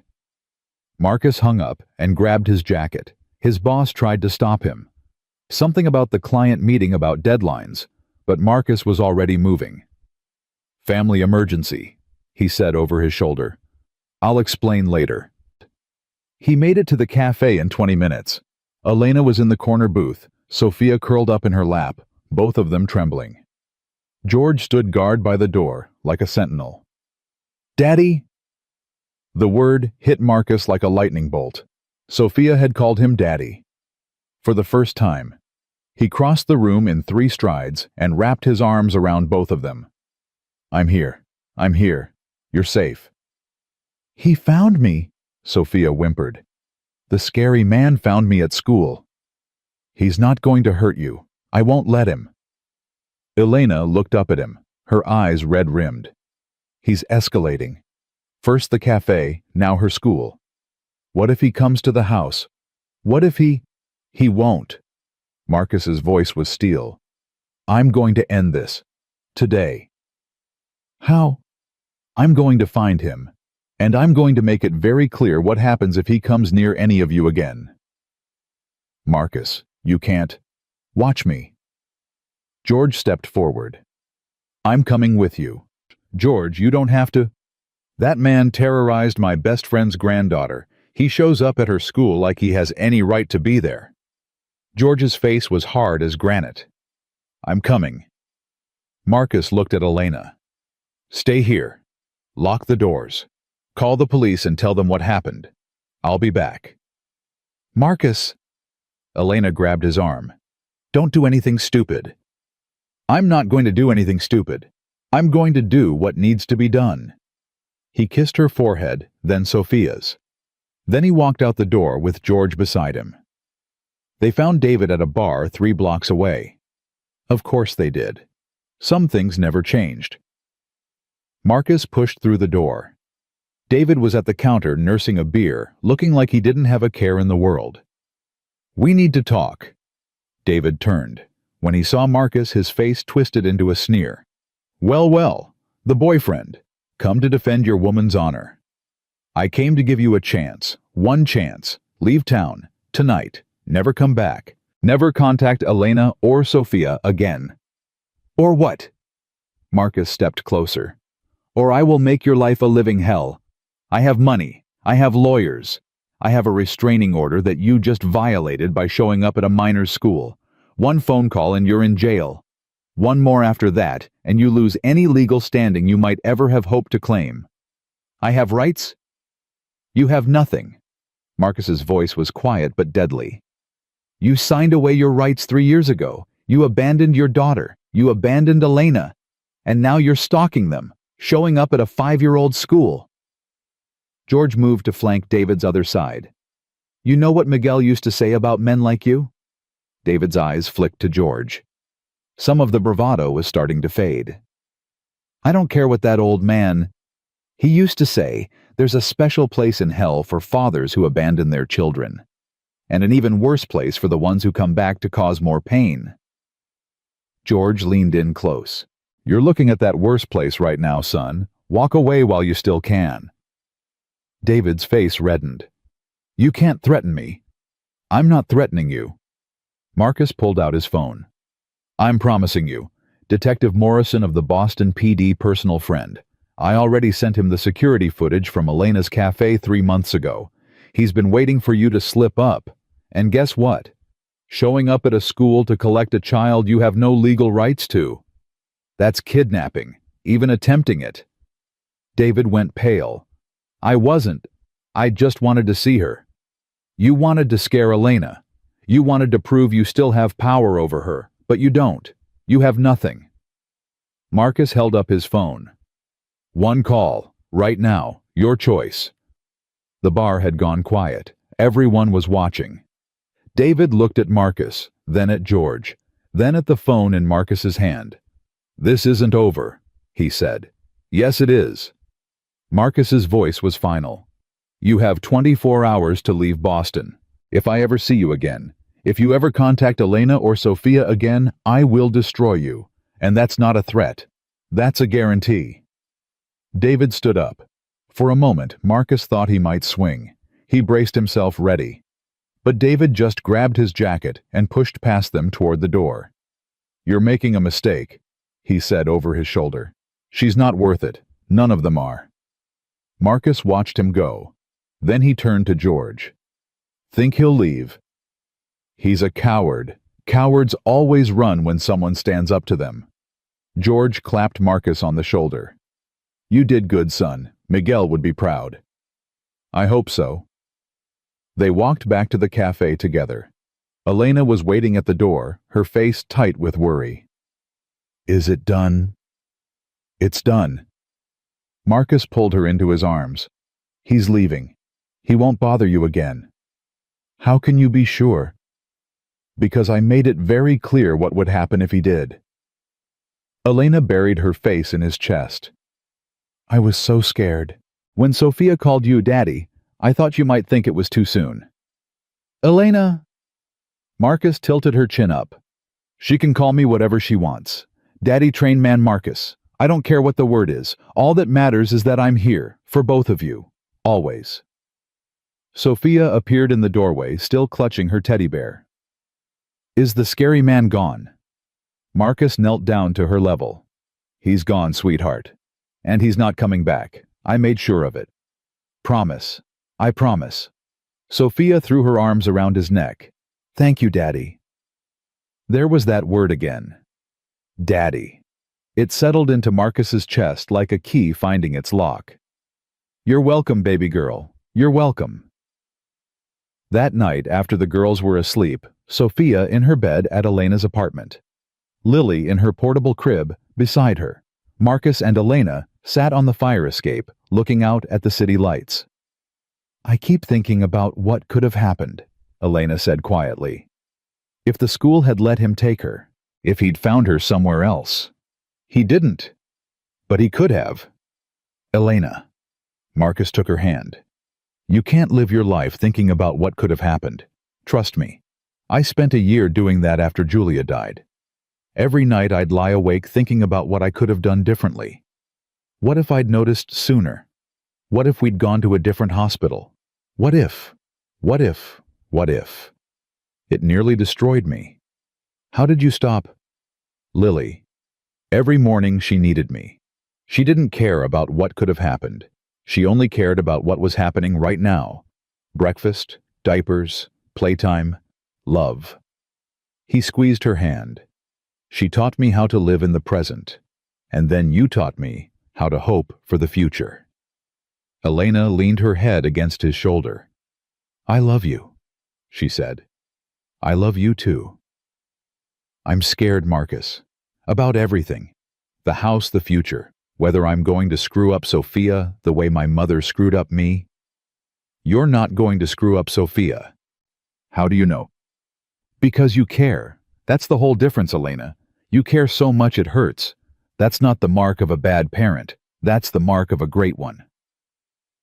Elena was quiet for a long moment. Then she said, "I want to marry you." Marcus's heart stopped. "What?" "I know we said we'd take it slow. I know we're already moving fast with the house. But tonight, watching you stand up for my daughter, hearing her call you daddy, I realized I don't want to wait anymore." She turned to face him. "I want to be your wife, Marcus. I want Lily to be my daughter. I want Sophia to have a father who shows up. I want all of it." "Elena, if it's too soon, if you're not ready, I understand. I just needed you to know how I feel." Marcus reached into his pocket. He'd been carrying the ring for 3 weeks, waiting for the right moment, planning something romantic, a dinner maybe, or a trip to the place where they'd first met. Something worthy of the moment. But sitting here on a fire escape with the city glittering below them and the woman he loved asking him to spend his life with her, this was the moment. This was always the moment. "I was going to ask you," he said, pulling out the small velvet box. "I've been carrying this around trying to figure out when. And I just realized there's no perfect when. There's only now." He opened the box. The ring inside wasn't fancy, a simple diamond on a silver band, but it had belonged to his grandmother and her grandmother before that. "Elena Reyes, will you marry me?" Elena laughed that wet, beautiful laugh he'd fallen in love with on a train 2 years ago. "Yes," she said. "Yes, yes, yes." Marcus slid the ring onto her finger. It fit perfectly. "I love you," he said. "I love you too." She kissed him long and slow and full of promise. "Now let's go inside. It's freezing out here, and we have a wedding to plan." They went inside together, hands intertwined, hearts full. And somewhere above them in the clouds, where grandpas and young mothers watched over the people they'd left behind, 2 souls who had never met, in life, smiled down at the family their children were building. The work was finally done. The wedding was small, just family, friends, and the regulars from the cafe who had become family over the years. Elena had wanted something simple. No grand ceremony, no 100 guests they barely knew. Just the people who mattered gathered in the place that mattered most. So on a Saturday morning in late spring, Luna Cafe closed its doors to the public for the first and only time in its 40-year history. George hung a handwritten sign in the window. "Closed for family business. Back Monday. Don't even think about complaining." Marcus stood at the front of the cafe near the window table, where Elena's father used to sit every morning. His hands were shaking. His tie felt too tight. His heart was beating so hard he was sure everyone could hear it. "Nervous." George stood beside him, serving as best man. The old man cleaned up well, crisp suit, polished shoes, hair actually combed for once. "Terrified." "Good. That means you understand what you're getting into. George straightened Marcus's tie. Marriage isn't a fairy tale, son. It's work. Every single day. But the good kind of work. The kind that builds something. How do you know you never married? George was quiet for a moment. I loved someone once. A long time ago. Before you were born. Before Elena was born. She died young. Car accident. We were supposed to get married that summer.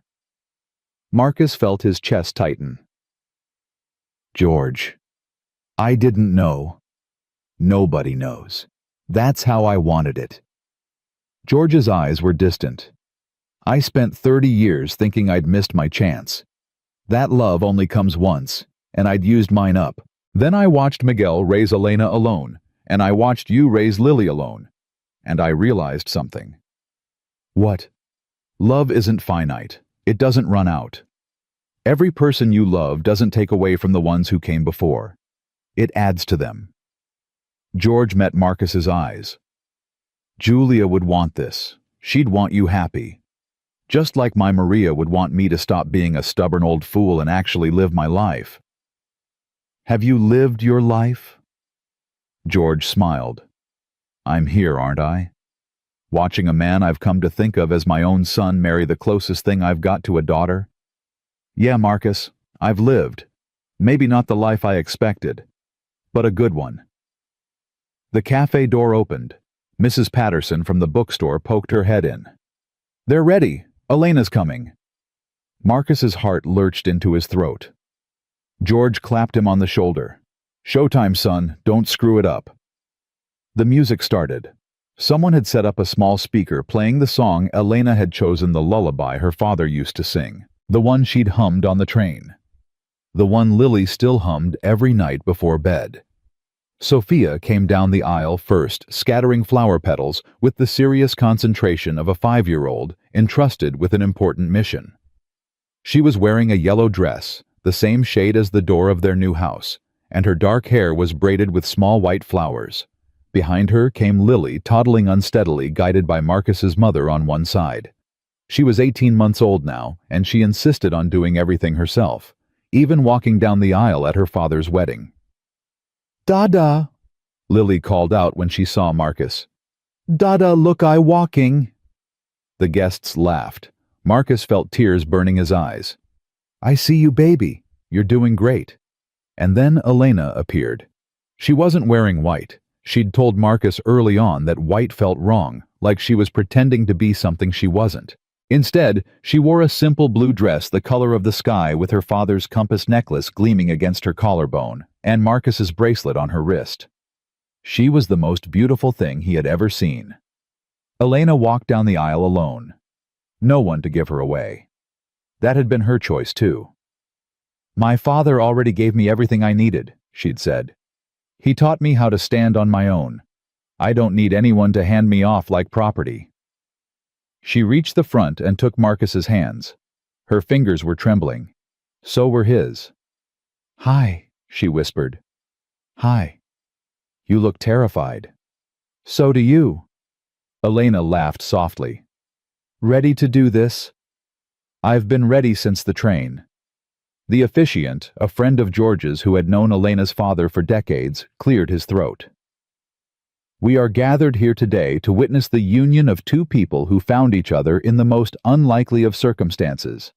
Two strangers on a train, two single parents, each carrying their own grief, their own struggles, their own fears, and yet somehow in the middle of all that darkness, they found light. Marcus looked at Elena. She was crying. He was too.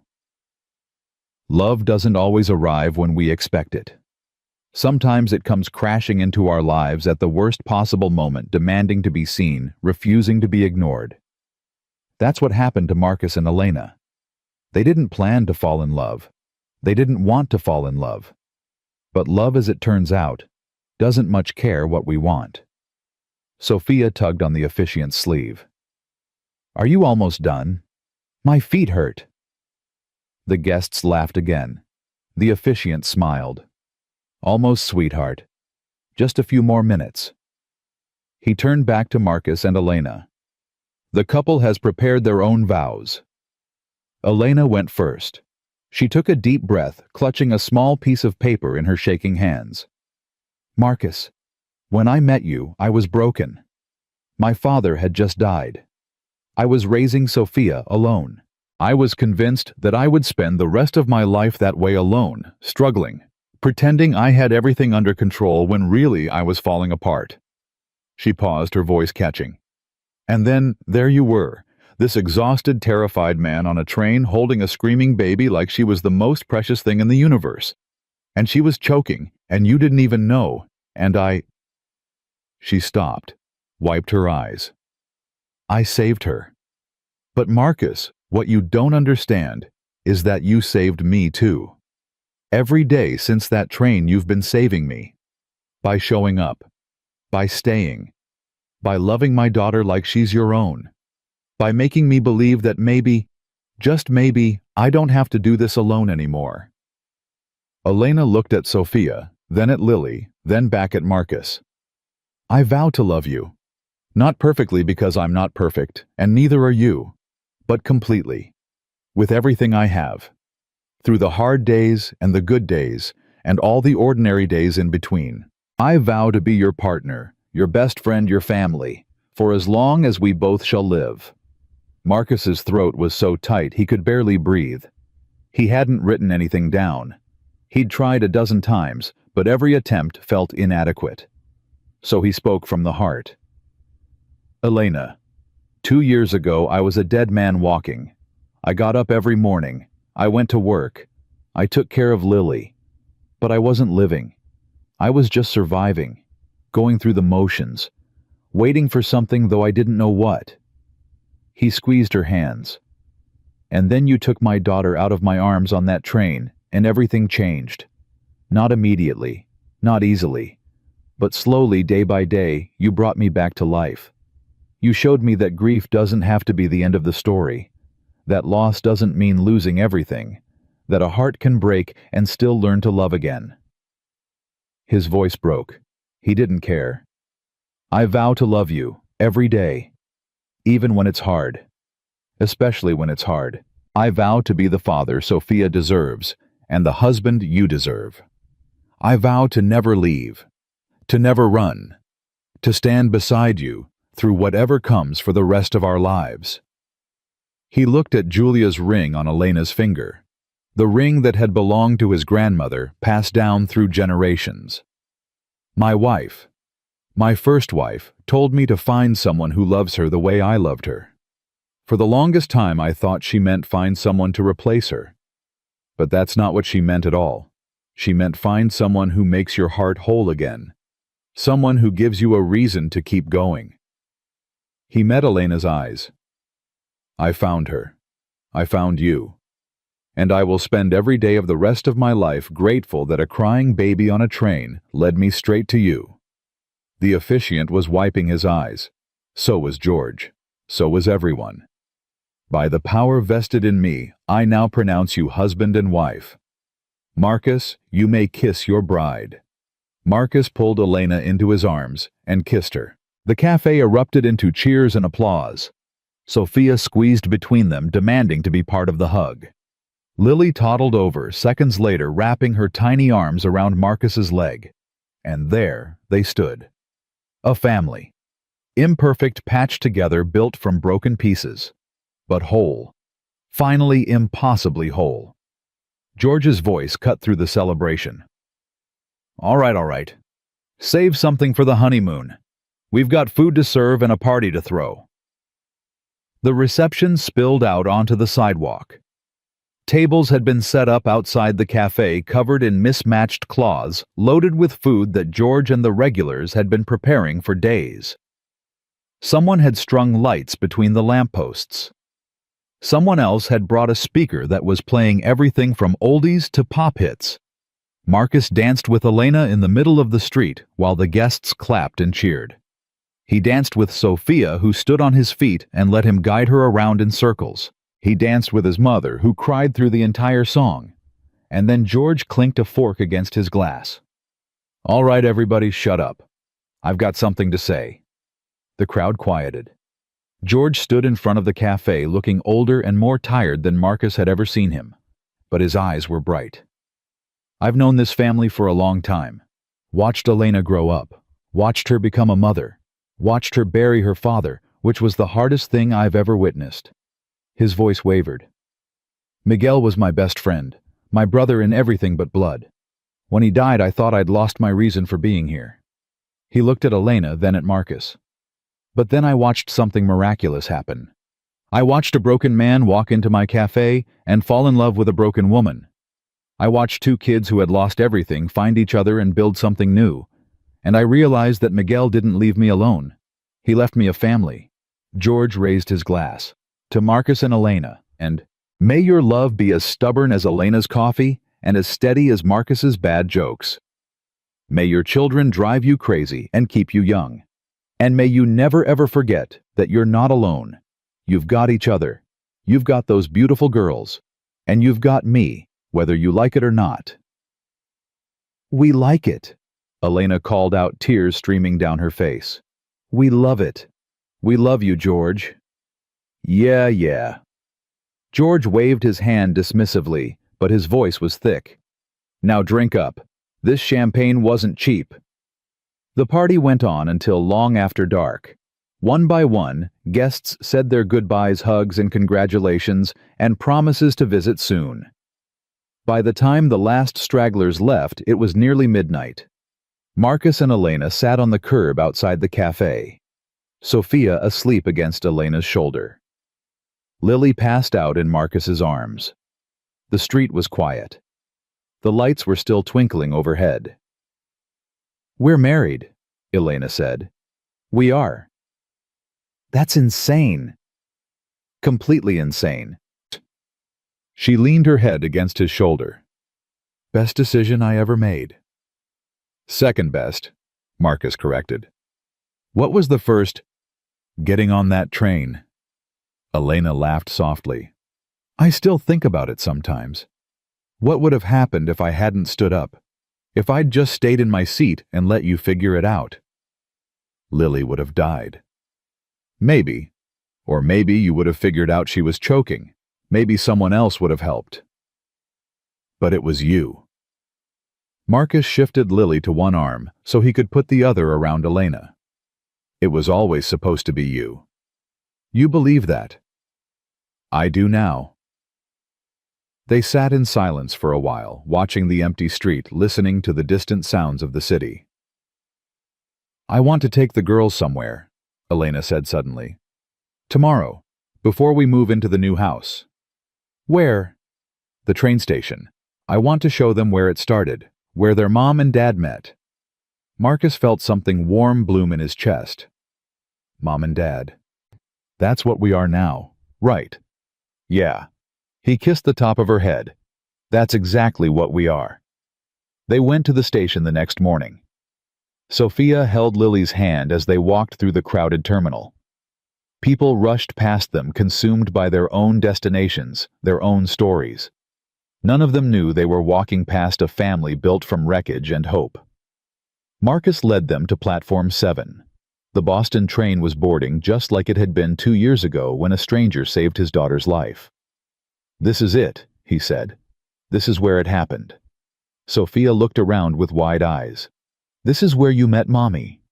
Right here, she was sitting over there. He pointed to a bench near the platform edge. And I was standing here with Lily trying to calm her down. Was Lily crying? Screaming, so loud the whole station could hear. And then Mommy came and fixed her. And then Mommy came and fixed everything. Elena was standing a few feet away, holding Lily on her hip. She was watching them with tears in her eyes. Marcus walked over to her. You okay? Just thinking. She adjusted Lily on her hip. That night was the worst night of my life. I was coming home from burying my father. I was exhausted, grieving, barely holding it together. And then I heard a baby crying.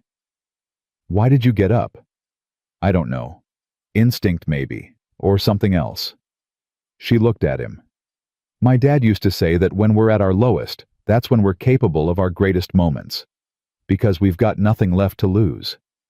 You saved her. I saved both of you. Elena smiled through her tears. And you saved me right back. Lily squirmed in Elena's arms, reaching for Marcus. Dada, Dada up. Marcus took her, settling her against his chest. She immediately grabbed his collar, playing with the buttons on his shirt. Mama? Lily said, pointing at Elena. Mama pretty. Elena's breath caught. It wasn't the first time Lily had called her that, but it still hit her every single time. Thank you, baby. Elena stroked Lily's hair. You're pretty too. Sophia tugged on Marcus's jacket. Daddy, can we get ice cream? Daddy. Mama.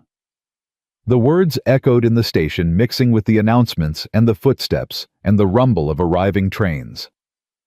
Ice cream sounds perfect, Marcus said. Let's go home first, though. There's something I want to show you. They drove to the new house, the one with the yellow door. It was move-in day. Boxes were stacked in the living room. Furniture was still wrapped in plastic. The place was chaos, but it was their chaos. Marcus unlocked the door and let Sophia run in first. My room? Where's my room? Upstairs, second door on the left, just like we showed you. Sophia thundered up the stairs. They heard her shriek of delight when she found the room they'd painted purple exactly like she'd asked. Elena carried Lily into the living room, picking her way through the boxes. It's really ours, she said. It's really ours. I never thought I'd have this. She turned in a slow circle, taking it all in. A house, a family, a husband who actually shows up. Get used to it. Marcus wrapped his arms around her from behind, resting his chin on her shoulder. This is your life now. Yellow door, screaming kids, bad coffee, all of it. My coffee is not bad. Elena! Sweetheart. Love of my life. Your coffee is terrible. She elbowed him in the ribs, laughing. Take it back. Never. Sophia came running back down the stairs. Mommy, Daddy, come look. You have to see what I found. They followed her up to the master bedroom. In the closet, tucked into a corner, someone had left something behind. A small wooden box, dusty with age. Can I open it? Sophia asked. Marcus nodded. Go ahead. Sophia lifted the lid. Inside was a collection of old photographs, yellowed with time. A young couple on their wedding day. The same couple holding a baby. A family standing in front of this very house decades ago. Who are they? Sophia asked. Marcus picked up one of the photos. On the back, in faded handwriting, Our first home, 1962, the beginning of everything. I think they were the people who built this house. He showed it to Elena. Look, they're standing right where we're standing now. Elena studied the photo. The young couple looked impossibly happy, impossibly hopeful. They started something here, she said quietly. Something that lasted. Now it's our turn. Marcus set the photo back in the box. He'd find a place for it later, maybe in the living room. A reminder that this house had always been about beginnings. They spent the rest of the day unpacking. George showed up around noon with lunch from the cafe and stayed to help arrange furniture. Marcus's mother came by with curtains she'd made herself. Mrs. Patterson brought a plant for the front porch. By evening, the house was starting to look like a home. Boxes were unpacked. Pictures were hung. The kitchen smelled like the lasagna Marcus had insisted on making from scratch. They ate dinner at the new table, a big wooden one that could seat 6 because Elena said they needed room to grow. Sophia talked nonstop about her purple room and how she was going to arrange all her toys. Lily smeared pasta sauce on everything within reach. After dinner, Marcus gave Lily a bath while Elena put Sophia to bed. Then they met in the hallway outside the girls' rooms. They're both asleep, Elena whispered. It's a miracle. First night in a new house. They were exhausted. So am I. Elena leaned against the wall.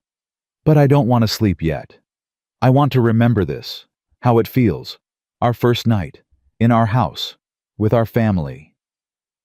Marcus took her hand and led her downstairs. They walked out onto the back porch and sat on the steps looking up at the stars. 2 years ago, Elena said, I was on a train going home to bury my father. I thought my life was over. I thought I'd spend the rest of it alone just trying to survive. What changed? You. She turned to face him. You were this exhausted, terrified man with a baby who wouldn't stop crying. And I should have just stayed in my seat. I should have minded my own business. But something made me get up. Something made me walk over and take that baby out of your arms. Fate. Maybe. Or maybe it was my father. Elena touched her necklace, the compass gleaming in the moonlight. He used to say that the people we lose never really leave us. They just find new ways to guide us. Maybe he guided me to you. Marcus thought about Julia, about her last words, about the way everything had somehow led him here to this moment, to this woman. I think Julia guided me too, he said. She told me to find someone, and I thought I was looking, but really I was just waiting for you to find me. Elena leaned her head against his shoulder. We found each other. We did. And we built this, together, from nothing. From two broken people on a train. It's not nothing. Marcus gestured at the house behind them, at the family sleeping inside. It's everything. It's the whole world. They sat in silence, watching the stars wheel overhead. Somewhere in the house, one of the girls stirred. A floorboard creaked. Then silence again. Marcus. Yeah. Thank you. For what? For staying. For fighting. For being the father my daughter needed, and the husband I never thought I'd find. Elena's voice was thick with emotion. Thank you for proving that people don't always leave, that sometimes they stay, even when it's hard. Especially when it's hard. Marcus pulled her closer. Thank you for saving my daughter's life. For saving my life. For giving me a reason to keep going when I had nothing left. We saved each other. Yeah. He kissed her forehead. We did. A light came on in an upstairs window. Sophia's room. Mommy, Daddy. Sophia's voice drifted down. I can't sleep. Can I come down? Elena laughed. So much for our romantic moment. Welcome to parenthood. They went inside, collected Sophia from her room, and brought her down to the couch. She curled up between them, her head on Elena's lap, her feet in Marcus's. Tell me a story, she demanded. What kind of story? The train story. Tell me how you met Mommy. Marcus looked at Elena. She smiled.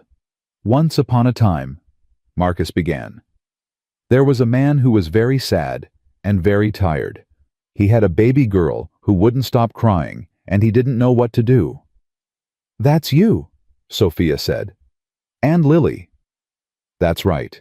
And on the same train there was a woman who was also very sad. She had just lost someone she loved very much. Grandpa? Sophia whispered. Yes, baby, Grandpa. Elena picked up the story. The woman was sitting in her seat trying to be strong, trying to hold everything together. And then she heard a baby crying. Lily. Lily. And the woman got up and she walked over and she did something very brave. She saved Lily's life, Sophia said. I know this part. She saved Lily's life, Marcus agreed. But that's not the end of the story. Because when she saved Lily, she also saved the man. She gave him hope when he had none. She showed him that even when everything seems impossible, there's always a chance for something good. And then you fell in love. And then we fell in love. And then you got married and bought this house and now we're a family. That's right. Elena stroked Sophia's hair. Now we're a family. Sophia was quiet for a moment. Then she said, Do you think Grandpa and Lily's first mommy are friends? In heaven? Marcus felt his throat tighten. Elena's hand found his over Sophia's head. I think they are, Elena said. I think they're watching us right now, making sure we're okay. I think they made this happen. Sophia said with certainty. I think they wanted us to be a family, so they put you on the same train. Marcus looked at Elena. Her eyes were bright with tears. I think you're right, sweetheart, he said. I think that's exactly what they did. Sophia yawned hugely. That's a good story. Tell it again tomorrow. Every night if you want. Every night. She was asleep within minutes, her breathing slow and even. Marcus and Elena sat there, their daughter between them, their other daughter upstairs. Their life stretched out before them like an endless road. We should get her to bed, Elena whispered. In a minute. I just want to stay here. Like this. For one more minute. Elena nodded. She understood. They stayed there until the clock struck midnight. Then Marcus carried Sophia upstairs, tucked her into her purple bed and kissed her forehead. Good night, princess. Night, Daddy. He stood in the doorway for a moment watching her sleep. Then he joined Elena in their bedroom in their house, and pulled her close. I love you, he said. I love you too. Tomorrow's going to be chaos. Unpacking, organizing, the girls running everywhere. I know. And the day after that will be chaos too. And the day after that. I know. Marcus smiled in the darkness. I can't wait. Elena laughed softly. Neither can I. They fell asleep holding each other in a house with a yellow door surrounded by boxes and memories and hope. Outside, the stars kept watch. Somewhere in the distance, a train whistle sounded, a late-night express heading toward some unknown destination. And in the room next door, a little girl hugged her teddy bear and dreamed of butterflies. Down the hall, a toddler who had once been saved by a stranger slept peacefully, humming a lullaby in her sleep. A family, built from broken pieces, held together by love. Sometimes the unthinkable isn't something terrible. Sometimes the unthinkable is simply this: a stranger who sees your struggle and chooses to help.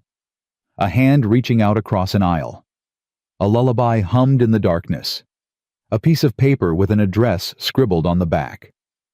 Sometimes the unthinkable is love arriving when you least expect it, in the form you least expect from the person you would never have thought to look for. And sometimes, if you're brave enough to reach out, strong enough to hold on, and stubborn enough to never let go, the unthinkable becomes the best thing that ever happened to you. Marcus learned that on a train 2 years ago. He was still learning it now, and he would keep learning it every day for the rest of his life. Because that's what love is. Not a destination, not a fairy tale ending. Just two people choosing each other again and again through every storm and every sunrise. That is the only happy ending that matters. And for Marcus, Elena, Sophia, and Lily, 4 broken souls who found their way home, it was just the beginning.